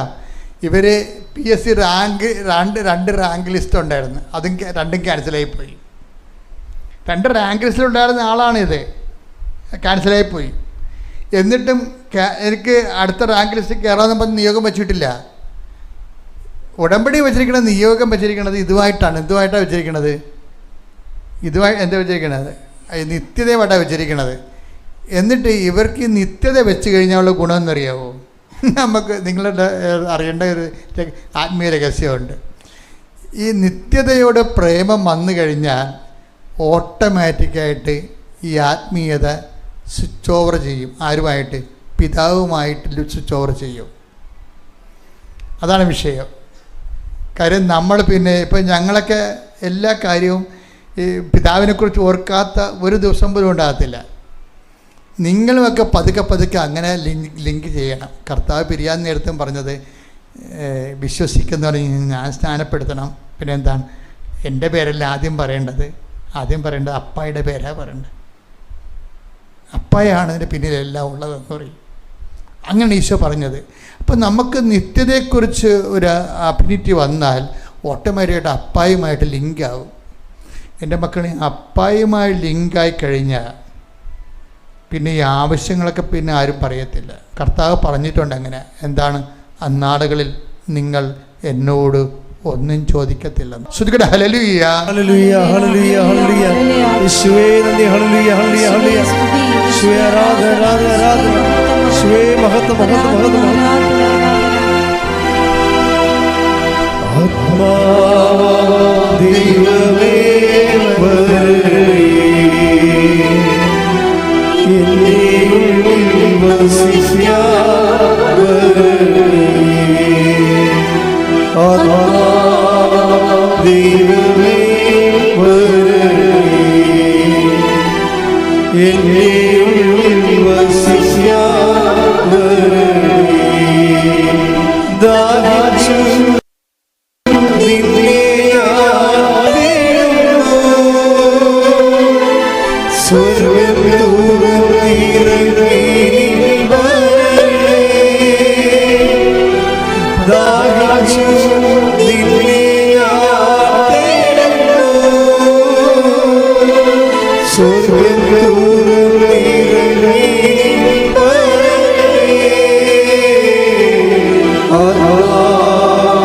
ദൈവമേ വരണേ, എന്റെ ഉള്ളിൽ വസിക്കാൻ വരണേ. പരിശുദ്ധ പരമദിവ്യകാരുണ്യത്തിന് ആരാധനയും സ്തുതിയും പുകഴ്ചയും ഉണ്ടായിരിക്കട്ടെ. രമ്യയുടെ ഉടമ്പടി ഒരു സ്ട്രേഞ്ച് റൂട്ടിലൂടെയാണ് പോണത്. ശരിക്കും പറഞ്ഞാൽ രമ്യ ഉടമ്പടിയിൽ സർവപ്രാധാന്യം ദൈവത്തിന് മാത്രം കൊടുത്ത്, എന്നിട്ട് ഉടമ്പടി കറക്റ്റായിട്ട് ജീവിക്കുക. അമ്മയും മക്കളും കൂടി അവിടെ പറയണത് ഞങ്ങൾ 25 കിലോമീറ്റർ വരെ നടന്നു പോകുന്നു പത്രം കൊടുക്കാൻ. പ്രേക്ഷിത സംഘമാണ്. ഞങ്ങൾ 25 കിലോമീറ്റർ വരെ എൻ്റെ മക്കളുമായിട്ട് ഞങ്ങൾ നടന്നു പോകുന്നു പത്രം കൊടുക്കാൻ. പത്രം പിന്നെ എവിടെയെങ്കിലുമൊക്കെ പത്രം ആൾക്കാർ ചവിട്ടി തേച്ച കിട്ടേക്കണ കണ്ട അതുകൊണ്ട് കഴുകി ഉണക്കിയെടുക്കും. ഓരോ മനുഷ്യന്മാർ ഇതെന്താ പ്രശ്നം വെച്ചാൽ പ്രേക്ഷിത പ്രവർത്തനങ്ങൾ അത് മാതാവിൻ്റെ പത്രമാണെന്ന് ബോധമുള്ളത് കാരണം ചിലർ ഉടമ്പടി എടുത്തേച്ച് എവിടെയെങ്കിലും കൊണ്ടുപോയി ഇട്ടച്ചും പോരും, പള്ളിയിലൊക്കെ ഇട്ടച്ചും പോരും. നിങ്ങൾ ചെയ്യുന്ന പാപവും പരിഹരിക്കാൻ വേണ്ടി ആൾക്കാർ ദൈവം വെച്ചിട്ടുണ്ട്. നിങ്ങൾ ചെയ്യുന്ന പാപമാണെന്ന് ദൈവത്തിന് അറിയാം. നിങ്ങൾ ഈ പണിക്ക് പറ്റിയ ആളല്ല, വെറുതെ പറ്റിപ്പിന് വേണ്ടി ഇറങ്ങിയിരിക്കുന്നതാണ്. അല്ലാതെ അവിടെ ഇവിടെ ഇട്ടച്ചും പോരേണ്ട പത്രം. അത് ദൈവത്തിന് അറിയാം. നിങ്ങളിവിടുന്ന് ഇറങ്ങുമ്പോൾ തന്നെ അറിയാം പറ്റിപ്പിന് വേണ്ടി ഇറങ്ങിയതാണ്. ചുമ്മാ വയറ്റിപ്പഴവിന് വേണ്ടി വല്ലതൊക്കെ കാട്ടിക്കൂട്ടി വെച്ചും ഒപ്പിച്ചുണ്ടാക്കും. എങ്ങനെയെങ്കിലുമൊക്കെ ആടെങ്കിലും കഴുത്തെ കെട്ടിവിട്ട് എവിടെയെങ്കിലും കൊണ്ട് ചാണ്ടിയ ആ ഉത്തരവാദിത്തം കഴിക്കും. അങ്ങനെയാണ് ഉടമ്പടി എടുക്കാൻ പറ്റുന്നത്. ഇത് ഉടമ്പടി എന്ന് കൊണ്ടൊരു ഉടമ്പടി ജീവിതമാണ്. It's a way of life. ഉടമ്പടി ജീവിതമാണ്. അപ്പോൾ ഉടമ്പടി കറക്റ്റായിട്ട് ജീവിക്കുന്ന ആൾക്കാരുണ്ട്. അവരുടെ സാക്ഷികൾ നിങ്ങൾ കേൾക്കണം. ഇപ്പം എന്താ പറയണത്, ഞാനും എൻ്റെ കുഞ്ഞുങ്ങളും കൂടി 25 കിലോമീറ്റർ നടക്കുമെന്നൊക്കെ പറയുമ്പോൾ എന്തൊരു സംഭവമാണ്. അപ്പോൾ എന്താ സംഭവം, അവർ ചെയ്യണ ഉടമ്പടിയിൽ അവർ ദൈവത്തിന് വേണ്ടി ജീവിക്കണത്. അപ്പോൾ എന്നിട്ട് ഒരു ദിവസം പറഞ്ഞു, കർത്താവെ കുഞ്ഞുങ്ങളെ വളർത്തണമല്ല എന്ന് പറയും. അത് സ്വകാര്യ സംഭാഷണമാണ്, ഉടമ്പടി ഭാഗമല്ല. കുഞ്ഞുങ്ങളെ വളർത്തിക്കൊണ്ട് വരണ്ടേ, അവരുടെ ഉത്തരവാദിത്തമല്ലേ ഇത്. കുഞ്ഞുങ്ങളെ വളർത്താനല്ല കർത്താവ് എന്ന് പറയുമ്പോൾ പെട്ടെന്ന് ആഴ്ച തന്നെ 2 PSC 2 കോൾ ഫോർ ചെയ്യും. 2 ജോലിയും കിട്ടും അവർക്ക്. അതിൽ ഏറ്റവും നല്ലൊരു ജോലി എടുക്കും. അവൾ ജോലിക്ക് കയറും. അപ്പോൾ എന്നാ പ്രസവിച്ച് പിറ്റേ ആഴ്ചയിൽ വരുമ്പോൾ ഇവള് കുറേ അകലെയാണ് ജോലി ചെയ്യണത്. കോഴിക്കോട് എവിടെയാണ് ജോലി. അപ്പോൾ അവിടെ നിന്ന് ഇവിടെ വരുമ്പോൾ എന്താ വിഷയം വെച്ചാൽ 3 കുഞ്ഞുങ്ങൾ, പിന്നെ അപ്പനും അമ്മയും ഇല്ലേ, പിന്നെ കാട് വേണം, ദുഷ്ടമൃഗങ്ങളുടെ ഉപദ്രവങ്ങളുണ്ട് അവിടെ. അപ്പോൾ നമുക്കൊരു മനസ്സിന് ഉറപ്പില്ല അവിടെ ജീവിക്കാൻ. അപ്പോൾ കർത്താവിനോട് പറയും. അപ്പോൾ ഒരു ദിവസം പറഞ്ഞ്, കർത്താവ് കുഞ്ഞുങ്ങളുമായിട്ട് ഇവിടെ എങ്ങനെ ജീവിക്കും, ഞാൻ പോയിട്ട് വരുമ്പോൾ ഇവരൊറ്റക്കാണല്ലോ ഇരിക്കണമെന്ന് പറയുമ്പോൾ ഉടനെ അടുത്ത ആഴ്ച പട്ടണത്തിൽ പോയി നല്ലൊരു വീട് സെറ്റ് ചെയ്ത് അപ്പോൾ തന്നെ അവർക്ക് കൊടുക്കും. അത്രയും സ്പീഡാണ് ഈ വിഷയം. അപ്പോൾ തന്നെ വീട് കണ്ടുപിടിച്ച് ഒരു 2 ആഴ്ചക്കുള്ളിൽ വീട് സെറ്റായി പോകും. അപ്പോൾ ഉടമ്പടി സ്പീഡാണ്. പക്ഷേ എന്താ പ്രശ്നം, നമ്മളെന്തുകൊണ്ട് നിങ്ങൾക്ക് സ്പീഡാകാത്തതെന്ന് വെച്ച് കഴിഞ്ഞാൽ നിങ്ങൾ ഈ ആനുകൂല്യത്തിൻ്റെ മേൽ തന്നെ കണ്ണ് വെച്ചുകൊണ്ടിരിക്കും. അതാണ് കുഴപ്പം. കർത്താവിനെയാണ് കണ്ണ് വെക്കേണ്ടത്. ശരിക്കും പറഞ്ഞാൽ കർത്താവിനെ കണ്ണ് വെച്ചുകൊണ്ടിരുന്ന ആനുകൂല്യം ഓട്ടോമാറ്റിക്കാണ് നടക്കും. ആനുകൂല്യത്തിൻ്റെ മേൽ കണ്ണ് വെച്ചുകൊണ്ടിരുന്നാൽ കർത്താവ് ഉണ്ടാകത്തില്ല, ആനുകൂല്യം ഉണ്ടാകത്തില്ല. അത് അറിയാൻ പാടില്ല. ഞാൻ നിങ്ങളെ കുറ്റപ്പെടുത്തുകയല്ല, അറിയാൻ പാടില്ല സംഭവിക്കണതാണത്. അത് ഉണ്ടാകണമെങ്കിൽ ഒരു മിനിമം പരിശുദ്ധാത്മാവ് ഉണ്ടാകണം നമുക്ക്. ആത്മീയ ജീവിതത്തിൻ്റെ ഒരു പ്രോബ്ലം എന്ന് പറയുന്നത്, നിങ്ങളെ ക്രിസ്തീയ ജീവിതം പ്രത്യേകിച്ച് ഈ നമ്മളെ ഇങ്ങനെ കറക്ഷൻ ചെയ്ത് അപ്പോഴപ്പോഴുള്ള ഓട്ടോമാറ്റിക് കറക്ഷനിലൂടെ കൊണ്ടുപോകുന്നതെല്ലാം പരിശുദ്ധാത്മാവെന്ന് പറയും. ഈശോ തരണമാണ് പരിശുദ്ധാത്മാവിനെ. അപ്പോൾ പരിശുദ്ധാത്മാവ് വിശ്വാസം സ്വീകരിച്ചാൽ, നമ്മളൊരു വിശ്വാസത്തിലേക്ക് ആയിക്കഴിയുമ്പോൾ നമ്മൾ അതിനു വേണ്ടി വിശുദ്ധിയോടെ ജീവിക്കാൻ തീരുമാനിച്ചാൽ ഓട്ടോമാറ്റിക്കായിട്ട് പരിശുദ്ധാത്മ തരും. നമുക്ക് വിശുദ്ധി കുറയാതിരിക്കാൻ വേണ്ടി പ്രത്യേകം ശ്രദ്ധിക്കണം. നിങ്ങളെ സംബന്ധിച്ചിടത്തോളം വിശുദ്ധി പോകാതിരിക്കാൻ സൂക്ഷിക്കണം. നിങ്ങൾക്ക് വിശുദ്ധിയോടെയാണ് നിങ്ങൾ ജീവിക്കണത്. കർത്താവെ എൻ്റെ ആത്മാവിനെ നയിക്കണമെന്ന് പറഞ്ഞാൽ നിങ്ങൾക്കറിയാമല്ലോ, ദൈവാത്മാവിനാൽ നയിക്കപ്പെടുന്നവരെ ദൈവത്തിൻ്റെ മക്കളാണ്. ശ്രദ്ധിക്കേണ്ട. Hallelujah, hallelujah, hallelujah. യേശുവേ നന്ദി, ഹല്ലേലൂയ, ഹല്ലേലൂയ, ഹല്ലേലൂയ. യേശുവേ സ്തുതി, hallelujah, hallelujah. Hallelujah, hallelujah, hallelujah, hallelujah. യേശുവേ ആരാധന, ആരാധന. യേശുവേ നന്ദി, മഹത്വം, മഹത്വം, മഹത്വം. നന്ദി, നന്ദി.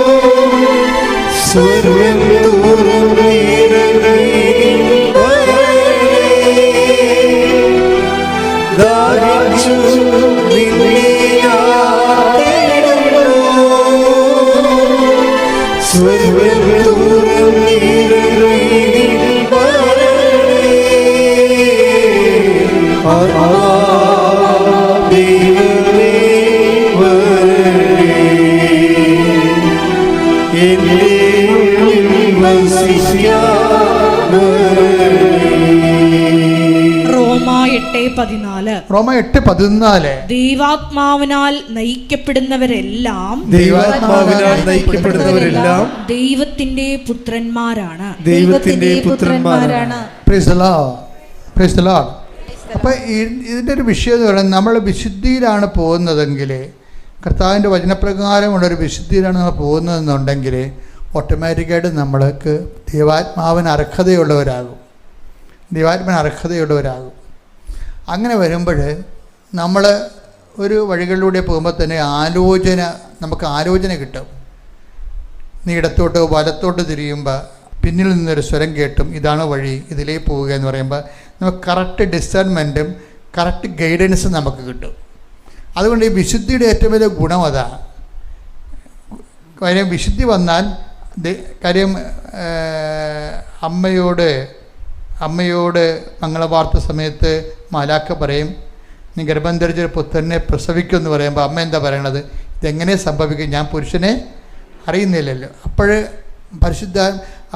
മാലാഖ പറയുന്ന ഒരു മറുപടി എന്താണ്?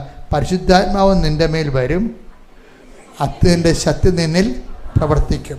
അപ്പം നമ്മളിൽ പ്രവർത്തിക്കുന്ന ഒരു ശക്തിയാണ് പരിശുദ്ധാത്മാവെന്ന് പറയണത്. അപ്പോഴെപ്പോഴും നമ്മൾ ശ്രദ്ധിക്കേണ്ട ഒരു കാര്യത്തെ ഒരു ഐഡിയ ഇല്ല എന്നുണ്ടെങ്കിൽ, ഇപ്പം അമ്മയ്ക്കൊരു ഐഡിയ ഇല്ല ഇതെങ്ങനെ സംഭവിക്കും, ഞാൻ പുരുഷനെ അറിയുന്നില്ലല്ലോ. അപ്പം നമ്മളെ സംബന്ധിച്ചിടത്തോളം നിങ്ങളുടെ ജീവിതത്തിലും ഈ ജപ്തിയിൽ നിന്ന് എങ്ങനെ നടപടി മാറും, എൻ്റെ കാശുമില്ല, കടമെടുക്കാൻ ഇടവുമില്ലെന്ന് നമ്മൾ പറയും. പക്ഷെ അങ്ങനെ പറഞ്ഞാലും ദൈവത്തിരുസന്നിധിയിൽ ഇതിനൊരു പോംവഴി ഉണ്ടാവും. ചില ആൾ ജപ്തിക്കാരോട് ഞാൻ പറയും, ഇത് ജപ്തി ചെയ്ത് പോകും കേട്ടോ, പേടിക്കണ്ടേ, വേറെ സ്ഥലം കിട്ടിക്കൊള്ളത്തോട്. ചില ജപ്തിക്കാരോട് അവർ കൈവെക്കുമ്പോൾ തന്നെ കർത്താവ് പറയണത് ഞാൻ കൊണ്ട് പറയും, ഇത് പോകും കേട്ടോ, വിഷമിക്കണ്ടേ, ഇത് പോയിക്കോട്ടെ. ചിലത് പോണാണ് നല്ലത്. എന്ന് വെച്ച് കഴിഞ്ഞാൽ കട്ടും മൊട്ടിച്ചൊക്കെ ഉണ്ടാക്കിയിട്ടുള്ള സാധനമില്ലേ. നമ്മൾ പാമ്പ് കടിച്ചു കഴിഞ്ഞാൽ എന്താ സംഭവിക്കണത്? പാമ്പ് കടിച്ചാൽ നമ്മൾ എന്താ ചെയ്യണത്? മുകളിൽ കെട്ടിയിട്ട് ബാക്കി ആ കടിച്ച വിഷം നമ്മൾ കളയും. അതുപോലെ കട്ടും മൊട്ടിച്ചും മറ്റു ആൾക്കാരെ പറ്റിച്ചൊക്കെ ഉണ്ടാക്കിയ വസ്തുക്കൾ പോകുന്നതാണ് എപ്പോഴും നമുക്ക് നല്ലത്. അതിനകത്ത് ഒരു സംശയമില്ല. പാമ്പ് കടിച്ചിട്ടുണ്ടെങ്കിൽ അത് മുകളിൽ കെട്ടിയിട്ട് ആ വിഷം ഉൾപ്പെടെ കളയണം. അല്ലെങ്കിൽ ആ കുടുംബത്തെ ആ വിഷം കിടന്നു കഴിഞ്ഞാൽ നമുക്ക് ഇത് പിടിക്കാൻ പാടായിരിക്കും. അപ്പം അതുകൊണ്ട് എപ്പോഴും നമ്മൾ ശ്രദ്ധിക്കേണ്ടതെന്ന് വെച്ചാൽ അപ്പം നിങ്ങൾ എന്താ ഈ വിശുദ്ധിയുടെ ഒരു കുഴപ്പം വെച്ചാൽ, വിശുദ്ധി പാലിച്ചു വരുമ്പോൾ നമുക്ക് പ്രഥമ ദൃഷ്ടിയ നഷ്ടമാണ്. വിശുദ്ധിക്ക് വില കൊടുക്കേണ്ടി വരും. കാര്യം പ്രഥമ ദൃഷ്ടിയ നഷ്ടമാണ്. അപ്പം അതുകൊണ്ട് ചില ആൾക്കാർ ആ വഴി പോകത്തില്ല. കുറച്ച് അവിശുദ്ധിയും കുറച്ച് വിശുദ്ധിയൊക്കെ അഡ്ജസ്റ്റ് ചെയ്ത് പോകാൻ പറ്റുമെന്ന് നോക്കും. എബ്രഹാത്തിനോട് തന്നെ ആദ്യത്തെ ഉടമ്പടി ചെയ്തപ്പോൾ ദൈവം എന്താ പറഞ്ഞത്? നീ എൻ്റെ മുമ്പാകെ ഉണ്ടാകണം. ഉടമ്പടിയൊക്കെ ഓക്കെയാണ്, പക്ഷെ നീ എൻ്റെ മുമ്പാകെ ഉണ്ടാകണം. എന്താണ്? വിശുദ്ധി പാലിക്കണം. Take the word of God. ശ്രുതികട ഹല്ലേലൂയ. ഉൽപ്പത്തി 17:1 അബ്രാമിന് 99 വയസ്സായപ്പോൾ കർത്താവ് പ്രത്യക്ഷപ്പെട്ട് അവനോട് അരുളി ചെയ്തു, സർവശക്തനായ ദൈവമാണ് ഞാൻ, എന്റെ മുമ്പിൽ വ്യാപരിക്കുക, കുറ്റമറ്റവനായി വർത്തിക്കുക. അപ്പൊ കുറ്റമറ്റവനെന്നുള്ള ആ വിശുദ്ധിയുടെ തന്നെ വേറൊരു പ്രായോഗിക രൂപമാണ്. അത്രേതെങ്കിലും എൻ്റെ മക്കൾ ശ്രദ്ധിച്ചാൽ മതി. കർത്താവ് കുറ്റം വിധിക്കാത്തവൻ ആയി മാറണം. കർത്താവ് ഇപ്പം കുറ്റമറ്റവനായിട്ട് നമുക്ക് എങ്ങനെയും ജീവിക്കാം, പക്ഷെ ബൈബിള് പറയും കർത്താവ് കുറ്റമറ്റവനായിട്ട് മാറ്റണമെന്നാണ്. കാര്യം പല മതങ്ങൾക്ക് പല കോൺഷ്യസ് അല്ലേ ഉള്ളത്. സിൻ കോൺഷ്യസ് ഭയങ്കര വ്യത്യസ്തമാണ്. ചിലതൊന്നും പാപമല്ല, പക്ഷെ ചിലതെല്ലാം പാപമാണ്. അതുകൊണ്ടാണ് കുറ്റം എന്ന് പറഞ്ഞു കഴിയുമ്പോൾ നിങ്ങൾ ഓർക്കും ഞാൻ കുറ്റമൊന്നും ചെയ്യണില്ല. 3 വർഷം കഴിഞ്ഞ പാർട്ടി ആയിരിക്കും ചിലപ്പോൾ ഞാൻ കുറ്റമൊന്നും ചെയ്യണില്ല, കാരണം അവർക്ക് ആ കോൺഷ്യസ് ഇല്ല. അതുകൊണ്ട് എന്നാ ബൈബിൾ കൊല്ലരുത് എന്ന് പറഞ്ഞ ബൈബിളുണ്ട്.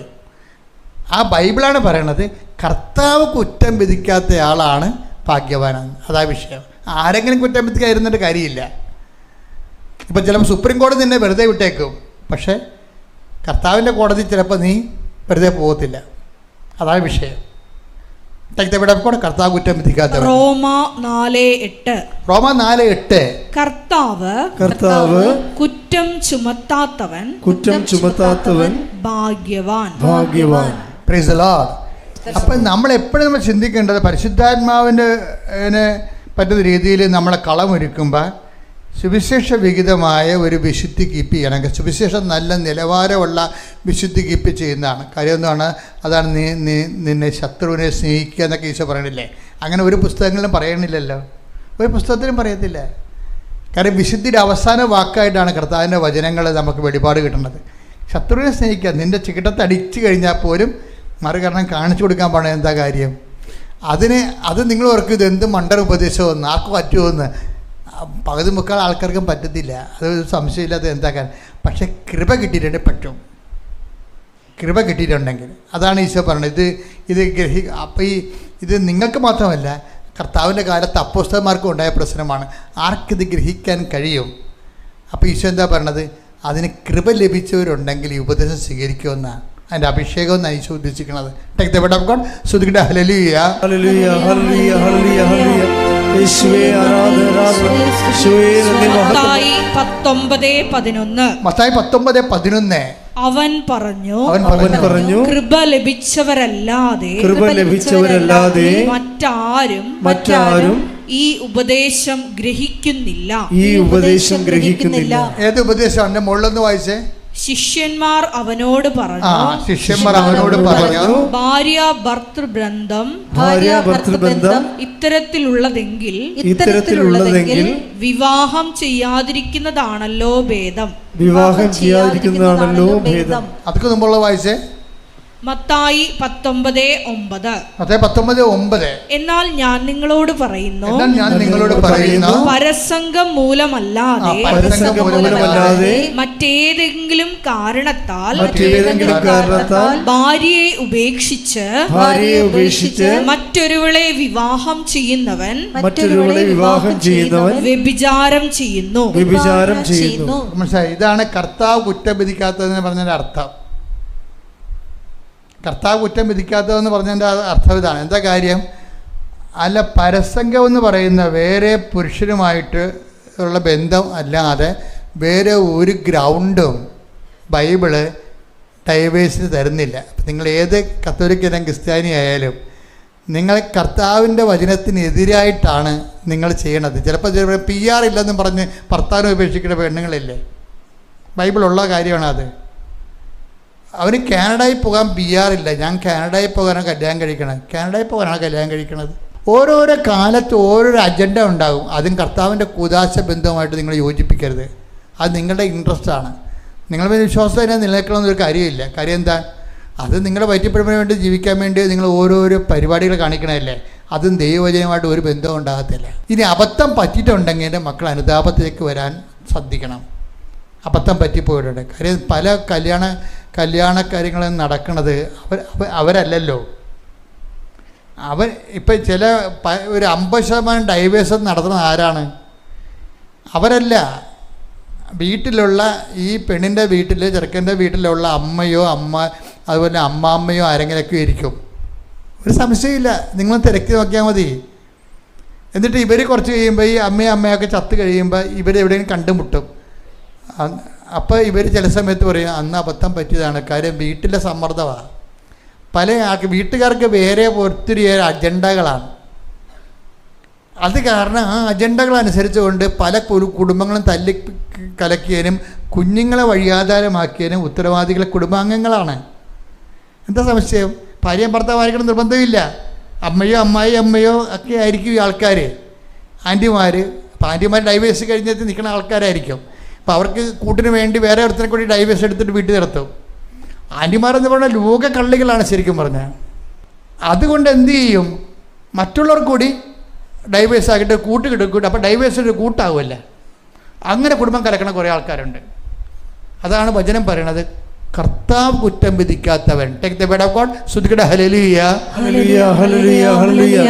യേശുവേ നന്ദി. Hallelujah hallelujah. യേശുവേ ആരാധന. റോമാ 4:8. കർത്താവ് കുറ്റം ചുമത്താത്തവൻ ഭാഗ്യവാൻ. എൻ്റെ മക്കളെ, അതായത് ഇപ്പം നിങ്ങൾ ഓർക്കും ഇങ്ങനെയെങ്കിലും ആർക്ക് ജീവിക്കാൻ പറ്റുമോ എന്നൊക്കെ നിങ്ങൾ ചോദിക്കും. എല്ലാവരും ചോദിച്ചിട്ടാണ് എല്ലാ കാലങ്ങളിലും. കർത്താവിന് എല്ലാ കാലത്തേക്കും വേണ്ടി ഒറ്റ ഉത്തരവുള്ളത് എന്താണ്?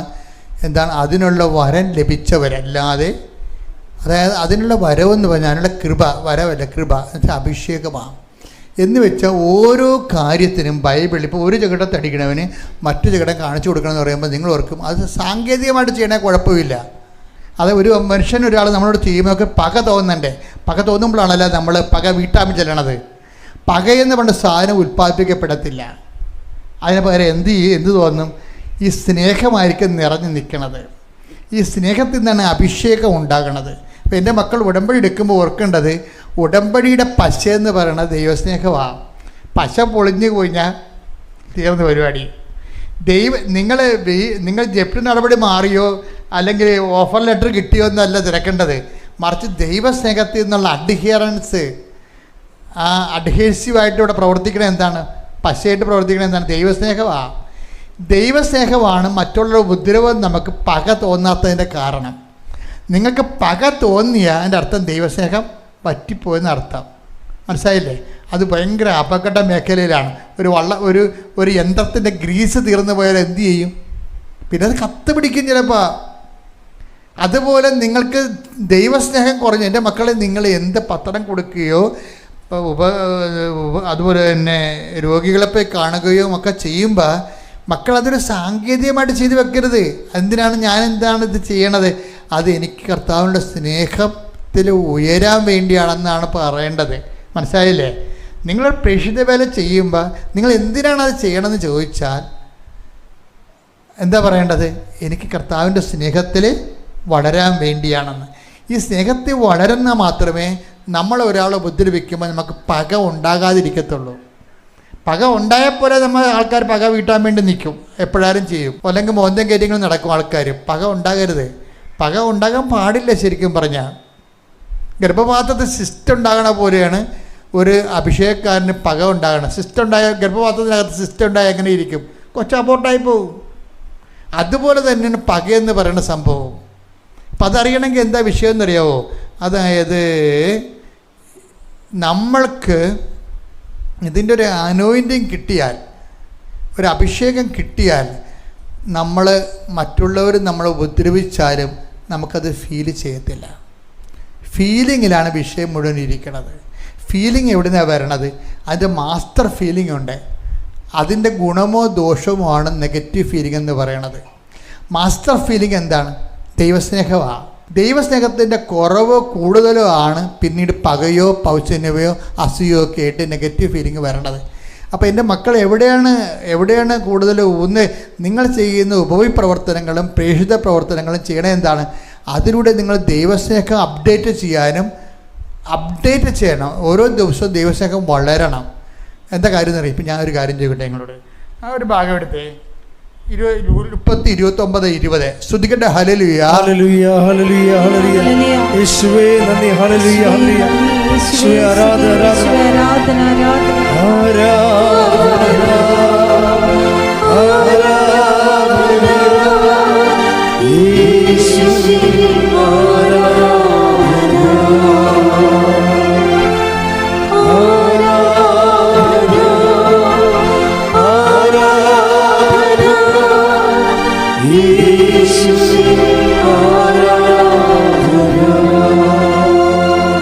ഉൽപ്പത്തി 29:20 അങ്ങനെ റാഹേലിന് വേണ്ടി യാക്കോബ് 7 കൊല്ലം പണിയെടുത്തു. അവളോടുള്ള സ്നേഹം മൂലം ആ വർഷങ്ങൾ ഏതാനും നാളുകളായേ അവന് തോന്നിയുള്ളൂ. അതൊന്നിന് വായിക്കാം. ഒന്ന് വായിച്ചേ. അങ്ങനെ റാഹേലിന് വേണ്ടി യാക്കോബ് 7 കൊല്ലം പണിയെടുത്തു. അവളോടുള്ള സ്നേഹം മൂലം ആ വർഷങ്ങൾ ഏതാനും നാളുകളായേ അവന് തോന്നിയുള്ളൂ. ഇതാണ് ഈ അഭിഷേകം എന്ന് പറയുന്ന സംഭവം. അത് മനുഷ്യന്മാരോടായാലും ശരി ദൈവത്തോടായാലും ശരി അഭിഷേകം ഉണ്ടാക്കുന്ന ഒരു വിഷയം സ്നേഹമാണ്. ഇപ്പോൾ നമ്മളിപ്പോൾ കഴിഞ്ഞ ദിവസങ്ങളിൽ ഇപ്പോൾ ഇവർ തന്നെ ഇവരുടെ പേരെന്നാ രമ്യ വർഗീസ് തന്നെ ഒരു സാക്ഷ്യം പറയുന്നുണ്ട്. രമ്യ വർഗീസിന് ദിവസവും 90 കിലോമീറ്റർ സഞ്ചരിക്കണം.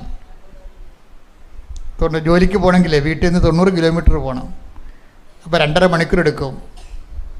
അപ്പോൾ 90 കിലോമീറ്റർ തിരിച്ചും വന്നെ, 90 കിലോമീറ്റർ തിരിച്ചും വന്നെ. കേൾക്കുമ്പോൾ തന്നെ നമുക്ക് ഭയങ്കര ആദ്യ പിടിക്കും. ഇത് എന്തൊരു ദിവസം. ഇപ്പോൾ നിങ്ങളിപ്പോൾ കൃപാസദ്യ വരണമല്ല, പിന്നെ 3 മാസം കഴിഞ്ഞപ്പോൾ വന്നാൽ മതിയല്ല പുതുക്കണമെങ്കിലേ. ഇതങ്ങനെയല്ല, ഡെയിലി പോകണ്ടേ, ജോലിയല്ലേ. അപ്പോൾ ജോലി ആകുമ്പോൾ ഇത് വല്ലാത്ത ഭാരം ഉണ്ടാക്കും. ഇവരുടെ ലൈഫ് കർത്താവുമായിട്ട് സെറ്റായിരിക്കണ കാരണം ഇവർ പറയണത് എന്താണെന്നറിയാവോ, ഈ 90 കിലോമീറ്റർ എനിക്ക് വെറും 20 കിലോമീറ്റർ പോലെ തോന്നുന്നുള്ളത്. അതാണ് അഭിഷേകം എന്ന് പറയുന്നത്. ഉടമ്പടി എന്ന് പറയുന്നത് ഒന്നും നമുക്ക് പറയാനില്ല. ഇത് ഒരു അനുഗ്രഹം. നമ്മൾ ചോദിക്കേണ്ട വിഷയത്തിൽ ഈശോ ചിലപ്പോൾ അഭിഷേകം തരും.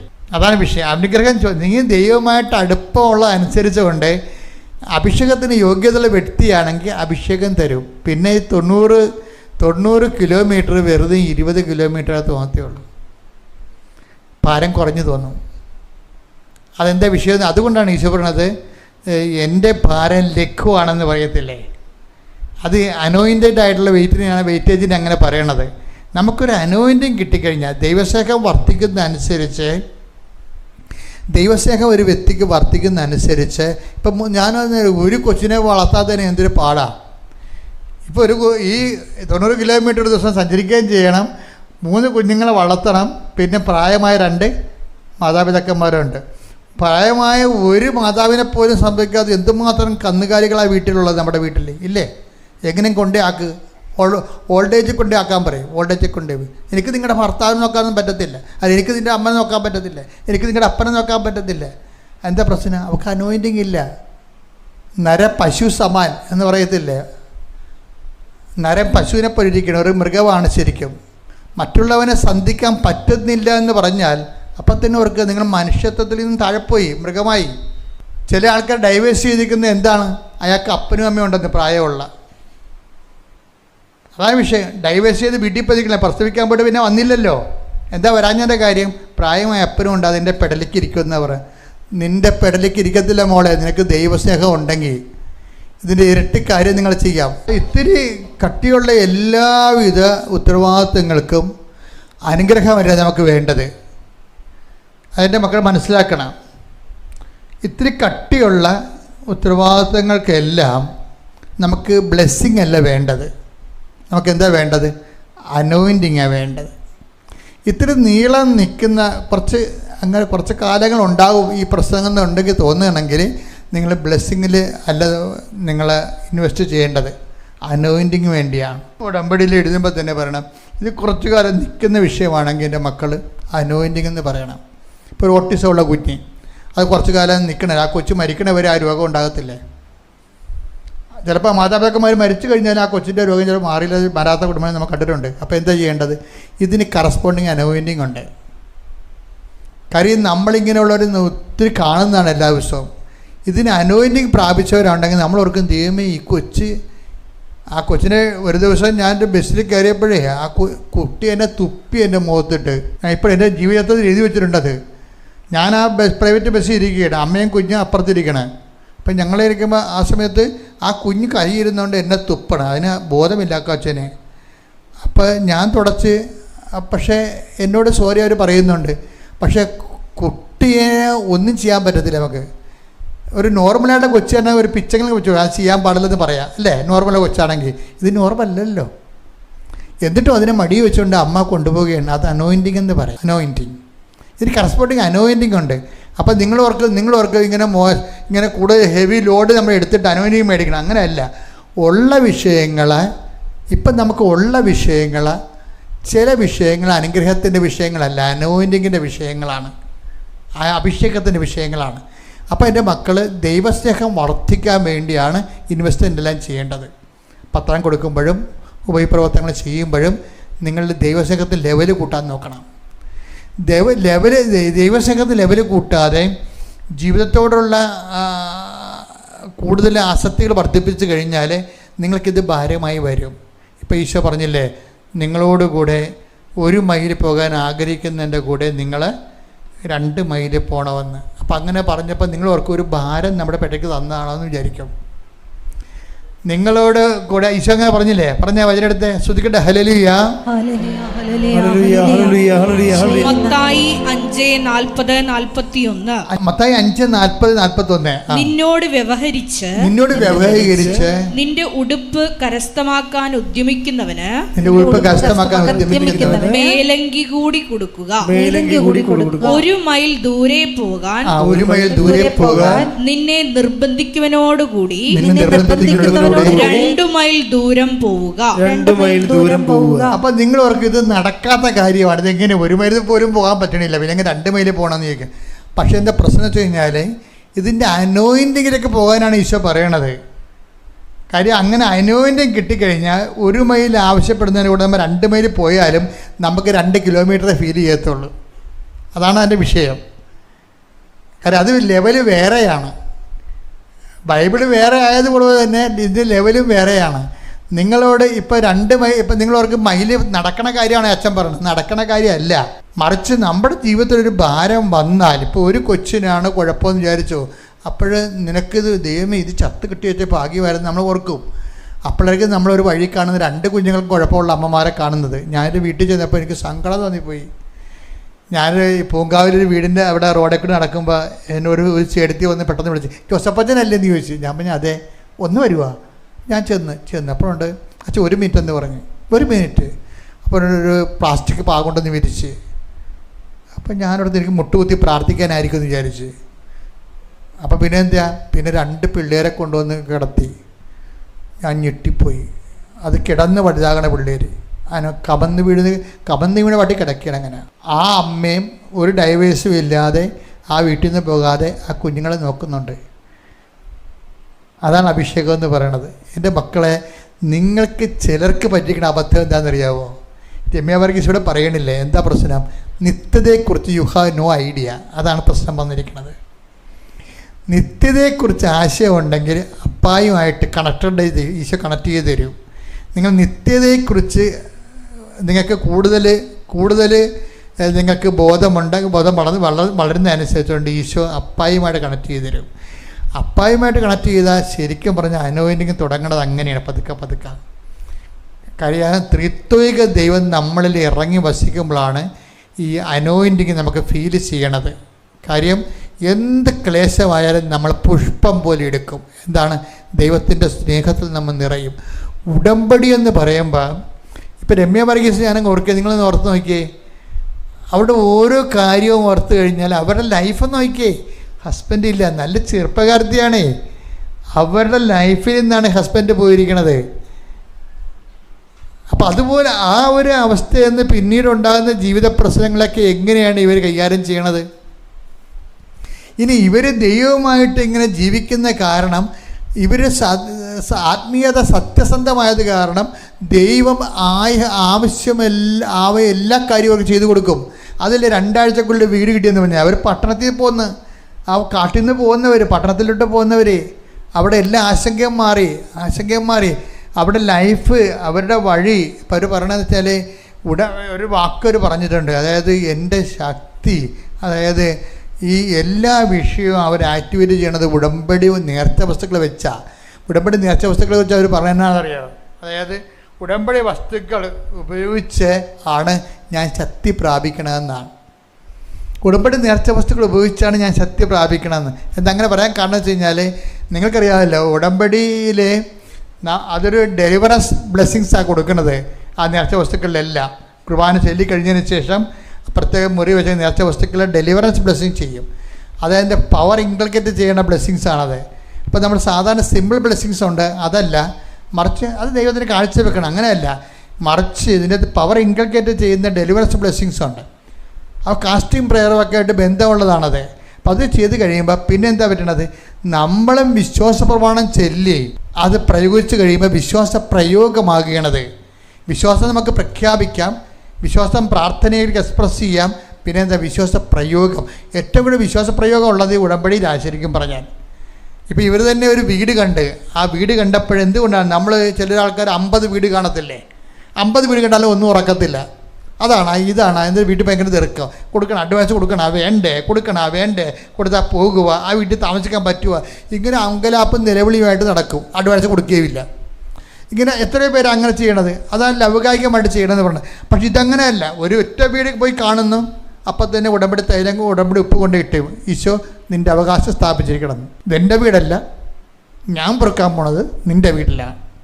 തീർന്ന് സത്യസന്ധമായി ദൈവമായിട്ട് ജീവിക്കണം. ശരിക്കും പറഞ്ഞാൽ അത് ഉടമ്പടി ഉപ്പെന്ന അപ്പോൾ അവർ തന്നെ അവിടെ പ്രയോഗിച്ച് അവരതിലൊക്കെ ആത്മാർത്ഥമായിട്ട് വിശ്വസിച്ച് അതനുസരിച്ച് പ്രയോഗിക്കുകയാണ്. അപ്പോൾ 50 പേര് കാണേണ്ട കാര്യമില്ല, ഒറ്റ വീട് കണ്ടാൽ മതി. നമ്മൾ പൊറുക്കാനുള്ള വീട് കർത്താവിൻ്റെ മുമ്പിലുണ്ട്, കർത്താവിൻ്റെ മനസ്സിലുണ്ട്. ഇങ്ങനെ അലഞ്ഞേണ്ട അവനോട് ചോദിച്ച് ഇവനോട് ചോദിച്ച് അലയേണ്ട ഒരു കാര്യമില്ല. ആത്മാവ് നയിക്കപ്പെടുമ്പോൾ കറക്റ്റ് സ്ഥലത്തേക്ക് നമ്മളത് ദൈവം കൊണ്ടുപോകും. അതിൻ്റെ സാധ്യത വരെ ഉടമ്പടിയിലുണ്ട്.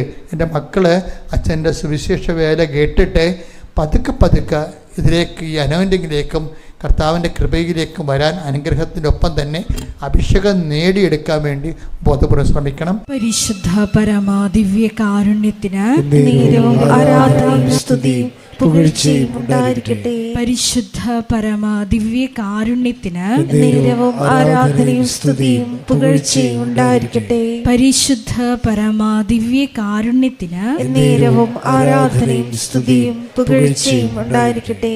നമുക്കെല്ലാവർക്കും കൃപാസനം പ്രത്യക്ഷീകരണ മധ്യസ്ഥ പ്രാർത്ഥന ഏറ്റുചൊല്ലി പ്രാർത്ഥിക്കാം. അമ്മേ പരിശുദ്ധ അമ്മേ, ദൈവമാതാവേ, കൃപാസനത്തിലൂടെ ഞങ്ങൾക്കും ഞങ്ങളുടെ ദേശത്തിനും അമ്മ മധ്യസ്ഥം തേടി തന്ന എല്ലാ അനുഗ്രഹങ്ങൾക്കും കൃപകൾക്കും ഞങ്ങളിപ്പോൾ ഹൃദയം നിറഞ്ഞ നന്ദി പറയുന്നു. സ്തുതിച്ചു പ്രാർത്ഥിക്കാം. Hallelujah, hallelujah. നാളിതുവരെ ഞങ്ങൾക്ക് ലഭിച്ച എല്ലാ കൃപകൾക്കും അനുഗ്രഹങ്ങൾക്കും നന്ദി പറയുന്നു. Hallelujah, hallelujah. മഹത്വം, മഹത്വം, ആരാധന, ആരാധന. പിതാവേ നന്ദി, പിതാവേ മഹത്വം, പിതാവേ ആരാധന.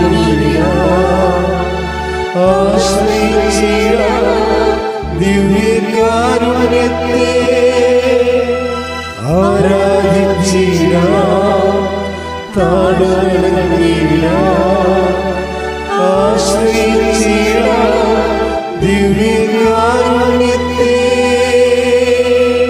പരിശുദ്ധ പരമാ ദിവ്യ കാരുണ്യത്തിന് ആരാധനയും സ്തുതിയും പുകഴ്ചയും ഉണ്ടായിരിക്കട്ടെ. പരിശുദ്ധ പരമാ ദിവ്യ കാരുണ്യത്തിന് ആരാധനയും സ്തുതിയും പുകഴ്ചയും ഉണ്ടായിരിക്കട്ടെ. പരിശുദ്ധ പരമാ ദിവ്യ കാരുണ്യത്തിന് ആരാധനയും സ്തുതിയും പുകഴ്ചയും ഉണ്ടായിരിക്കട്ടെ. അമ്മേ പരിശുദ്ധ അമ്മേ, പരിശുദ്ധ അമ്മേ, ദൈവമാതാവേ, 2004 ഡിസംബർ 7-ാം തീയതി ഉച്ച കഴിഞ്ഞ് 2:30 കൃപാസനത്തിൽ സംഭവിച്ച അമ്മയുടെ പ്രത്യക്ഷപ്പെടലിനെ കുറിച്ച് തിരുസഭയ്ക്ക് സമർപ്പിച്ചിരിക്കുന്ന പഠനരേഖകളുടെ മേൽ വസ്തുനിഷ്ഠവും ദൈവശാസ്ത്ര വിധി പ്രകാരമുള്ളതുമായ അന്വേഷണ പഠനങ്ങൾ നടത്തി ആ പ്രത്യക്ഷപ്പെടലിലൂടെ പ്രകടമായ ദൈവമാതാവിന്റെ പ്രത്യേക കരുതലും സംരക്ഷണവും വെളിപ്പെടുത്തുന്ന പീഡിതരുടെ ആശ്വാസവും പ്രവാചകന്മാരുടെ രാജ്ഞിയും വാഗ്ദാനത്തിന്റെ പേടകവും പ്രപഞ്ച പ്രകൃതിയുടെ മാതാവുമായ പരിശുദ്ധ അമ്മയുടെ ഭക്തി തിരുസഭയിൽ കൂടുതൽ പ്രചരിച്ച് ജീവിതത്തിന്റെ ദുരിത ദുരന്ത അവസ്ഥകളിൽ അകപ്പെട്ട് കഴിയുന്ന അനേകായിരം മക്കൾക്ക് ദൈവത്തിന്റെ സാന്നിധ്യവും സന്ധിപ്പും കൂടുതൽ അനുഭവിക്കുക വഴി ആത്മീയ വിശുദ്ധിയും ദൈവശക്തിയും കൈവരിക്കുവാൻ ഞങ്ങളുടെ കുടുംബങ്ങളെ ഇടയാക്കണമേ. സ്തുതിച്ചു പ്രാർത്ഥിക്കാം. Hallelujah, hallelujah, hallelujah. ദിവ്യകാരുണ്യനാഥ, മരിയൻ ഉടമ്പടിയെടുത്ത് പ്രാർത്ഥിക്കുന്ന ഞങ്ങളുടെ കുടുംബങ്ങളെ വിശുദ്ധീകരിക്കണമേ എന്ന് പ്രാർത്ഥിക്കുന്നു, ശക്തീകരിക്കണമേ എന്ന് പ്രാർത്ഥിക്കുന്നു, ആത്മാവാൽ വഴി നടത്തണമേ എന്ന് പ്രാർത്ഥിക്കുന്നു, വലിയ വലിയ സാക്ഷികളാക്കി ഉയർത്തണമേ എന്ന് പ്രാർത്ഥിക്കുന്നു. Hallelujah, hallelujah. ദൈവപിതാവേ നന്ദി, ദൈവപിതാവേ മഹത്വം, ദൈവപിതാവേ ആരാധന.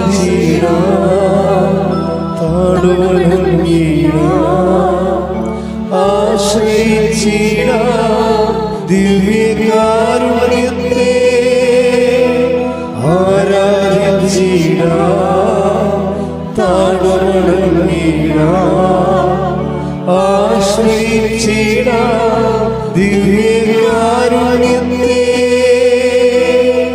പരിശുദ്ധ പരമ ദിവ്യകാരുണ്യത്തിന് ആരാധനയും സ്തുതിയും പുകഴ്ചയും ഉണ്ടായിരിക്കട്ടെ. പരിശുദ്ധ പരമ ദിവ്യകാരുണ്യത്തിന് ആരാധനയും സ്തുതിയും പുകഴ്ചയും ഉണ്ടായിരിക്കട്ടെ. പരിശുദ്ധ പരമ ദിവ്യകാരുണ്യത്തിന് ആരാധനയും സ്തുതിയും പുകഴ്ചയും ഉണ്ടായിരിക്കട്ടെ. അമ്മേ പരിശുദ്ധ അമ്മേ, അമ്മേ പരിശുദ്ധ അമ്മേ, ഭൂസ്വർലോകങ്ങളുടെ രാജ്ഞിയായ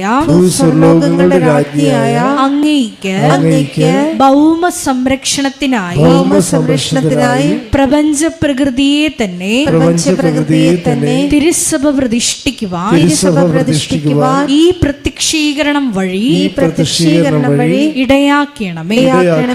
പരിശുദ്ധ അമ്മേ, ജപമാല മാതാവേ, സകല കൃപാസനം പ്രാർത്ഥനകളോടും ചേർത്ത് ഞങ്ങൾ ഇപ്പോൾ പ്രാർത്ഥിക്കുന്ന ഈ സമൂഹത്തിന്റെ പ്രത്യേക നിയോഗങ്ങളും മൗനമായിട്ട് നമ്മുടെ വ്യക്തിപരമായ പ്രാർത്ഥനാ വിഷയങ്ങളും സമാനമായിട്ടുള്ള ജീവിത ദുരിതങ്ങളിലൂടെ കടന്നു പോകുന്ന മക്കളെയും കൃപാസനത്തിൽ ജീവനോടെ പ്രത്യക്ഷയായ ദൈവമാതാവിൻ്റെ മധ്യസ്ഥയിൽ ദിവ്യകാരുണ്യ സന്നിധിയിൽ സമർപ്പിച്ച് നമുക്കൊരു നിമിഷം പ്രാർത്ഥിക്കാം.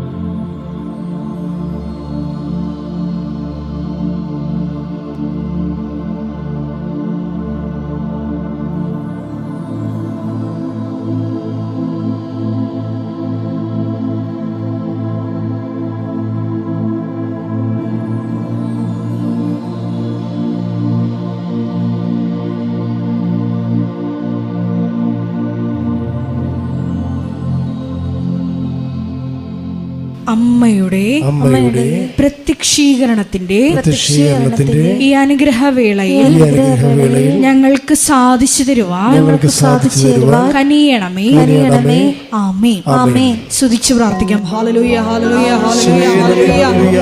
ഒരിക്കൽ കൂടി നാളിതുവരെ കൃപാസനത്തിൽ വന്ന് മരിയൻ ഉടമ്പടിയെടുത്ത് പ്രാർത്ഥിച്ചു പോയിട്ടുള്ള മുഴുവൻ മക്കളെയും, ഓൺലൈനായി ഉടമ്പടിയെടുത്ത് പ്രാർത്ഥിക്കുന്ന മക്കളെയും, ലൈറ്റ് ക്യാൻഡിൽ പ്രയർ വഴിയായിട്ടും അവർ ഡെയിലി ഇവരുടെ പ്രാർത്ഥനയിലൂടെയും എല്ലാം തങ്ങളുടെ നിയോഗങ്ങൾ സമർപ്പിക്കുന്ന ഓരോ മക്കളുടെയും വ്യക്തിപരമായ ആവശ്യങ്ങളെ ഞങ്ങൾ ഈ അൾത്താരയിൽ സമർപ്പിച്ച് പ്രാർത്ഥിക്കുന്നു.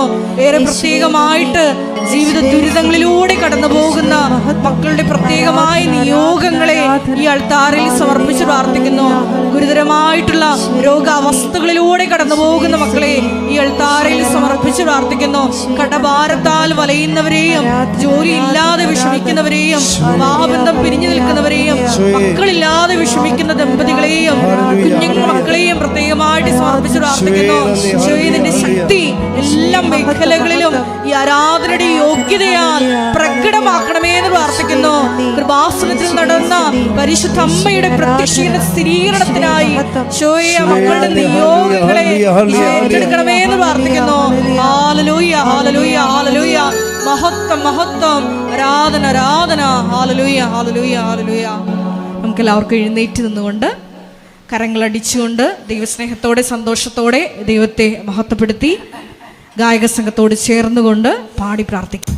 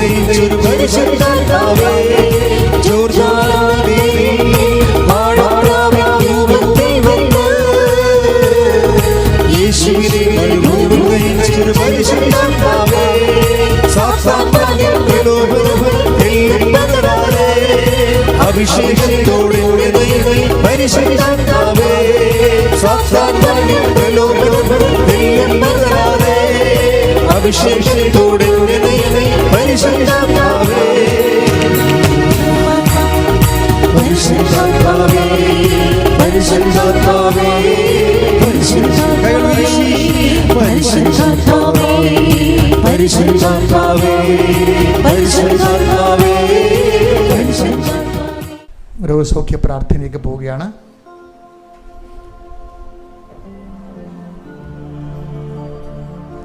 വലിയ നല്ല സമയമാണ്. രോഗികൾ അവരുടെ രോഗമുള്ളിടത്ത് കൈകൾ വെക്കണം. നിങ്ങൾക്ക് രോഗമില്ലെങ്കിൽ നിങ്ങളുടെ പ്രിയപ്പെട്ടവർ, വീട്ടിലുള്ളവർ, രോഗപീഠകൾ അനുഭവിക്കുന്നവർ, അവരൊക്കെ എവിടെയാണ് രോഗമുള്ളത് അവിടെ നമ്മൾ കൈവെക്കണം. അച്ഛനോട് ചേർന്ന് പ്രാർത്ഥിക്കണം. കർത്താവേ, ഏറ്റു പ്രാർത്ഥിക്കുക. കർത്താവേ, നീ ജീവനോടെ എഴുന്നള്ളിയിരിക്കുന്ന ഈ അൾത്താരയിലെ അമ്മ മാതാവ് പ്രത്യക്ഷപ്പെട്ട ഈ അൾത്താരയില് ഞങ്ങള് ആശ്രയിച്ചുകൊണ്ട് തീർത്ഥാടനത്തിൽ പ്രാർത്ഥിക്കുന്നവരും ഈ ധ്യാന ഉടമ്പടി കേൾക്കുന്നവരും ഓൺലൈനിൽ കേൾക്കുന്നവരും കർത്താവേ, ഇപ്പോൾ അഭിഷിക്തരാകണമേ. ഈശോ സ്വർഗം തുറക്കണമേ. കർത്താവേ, അങ്ങയുടെ വിശുദ്ധ പൗരോഹിത്യത്തെ മഹത്വപ്പെടുത്തണമേ. കർത്താവേ, സഭയിലുള്ള സാന്നിധ്യത്തെ പ്രകടമാക്കണമേ. കർത്താവേ, ഞങ്ങൾ ആർക്ക് വേണ്ടി പ്രാർത്ഥിക്കുന്നുവോ, ഞങ്ങൾ ഏത് രോഗത്തിന് വേണ്ടി പ്രാർത്ഥിക്കുന്നുവോ ആ ശരീരത്തിന്റെ അവസ്ഥകളെ ദൈവമേ അങ്ങയുടെ തിരുമുറിവാർന്ന വലതുകരത്താൽ അണിപ്രതാർന്ന ഇപ്പോൾ സ്പർശിക്കണമേ. ഇപ്പോൾ സ്പർശിക്കണമേ. ജീവനോടെ പ്രത്യക്ഷപ്പെട്ട അമ്മയുടെ പ്രത്യക്ഷീകരണത്തിന്റെ സാക്ഷികളാകാൻ ആഗ്രഹിച്ചുകൊണ്ട് ഞങ്ങൾ പ്രാർത്ഥിക്കുന്ന യേശുവിന്റെ നാമത്തിലെ മാരക രോഗങ്ങള്, യേശുവിന്റെ നാമത്തിലെ വേദികള് മാറിപ്പോകട്ടെ.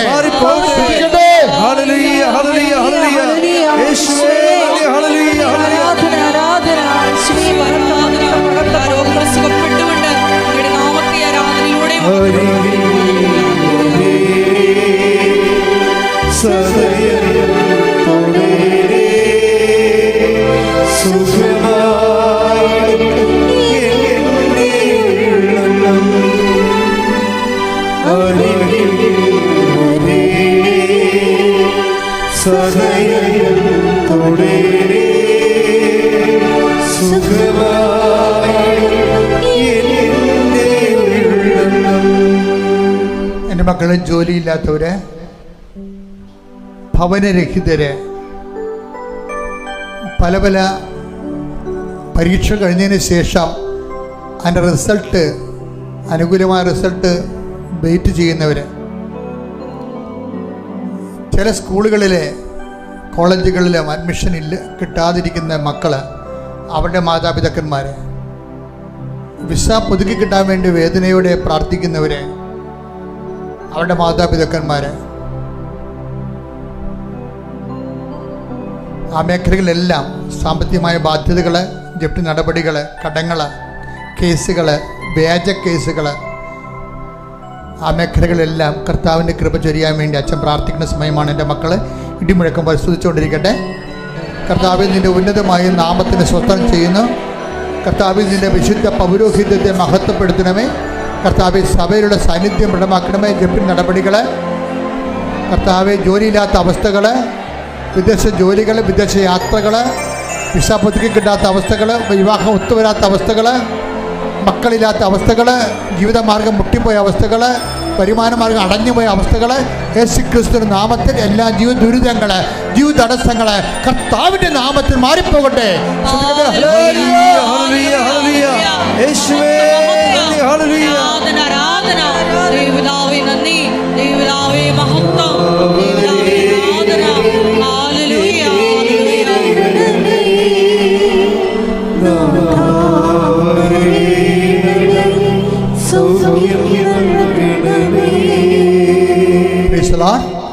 എല്ലാവരും മുട്ടേ നിൽക്കുക. മക്കളെ, സമാപന ആശീർവാദത്തിന് മുമ്പായിട്ട് നിങ്ങൾ വ്യക്തിപരമായ ആവശ്യങ്ങൾക്ക് വേണ്ടി പ്രാർത്ഥിക്കുക. നിങ്ങൾ ഉടമ്പടി ചെയ്ത വിഷയങ്ങൾ, ഉടമ്പടി ചെയ്യാൻ പോകുന്ന വിഷയങ്ങൾ, ഈ ആഴ്ചയിൽ നിങ്ങൾ എത്രയും വേഗം ചെയ്തു മാറേണ്ട കാര്യങ്ങൾ, നടന്നു മാറേണ്ട കാര്യങ്ങൾ, നിങ്ങൾ വിഷമിപ്പിക്കുകയോ പ്രതീക്ഷിപ്പിക്കുകയോ ചെയ്യുന്ന തീയതികൾ ഒക്കെ ഓർക്കുക. കർത്താവ് ആ മേഖലയെല്ലാം നിങ്ങൾ ആശീർവദിക്കുന്ന സമയമാണ്.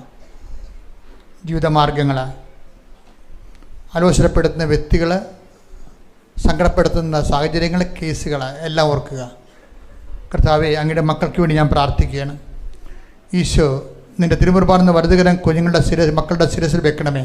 സന്ധ്യബന്ധങ്ങളുടെ മാംസപേശികളിലും രക്തഞരമ്പുകളിലും അവർക്ക് അങ്ങയുടെ പരിശുദ്ധാത്മ നിറഞ്ഞുകൊണ്ട് അവർക്ക് ആന്തരികമായ അഭിഷേകം നൽകണമേ. ശ്രദ്ധിക്കട്ടെ. Hallelujah, hallelujah, hallelujah, hallelujah. മഹത്വം, മഹത്വം, ആരാധന, ആരാധന. Hallelujah, hallelujah, hallelujah.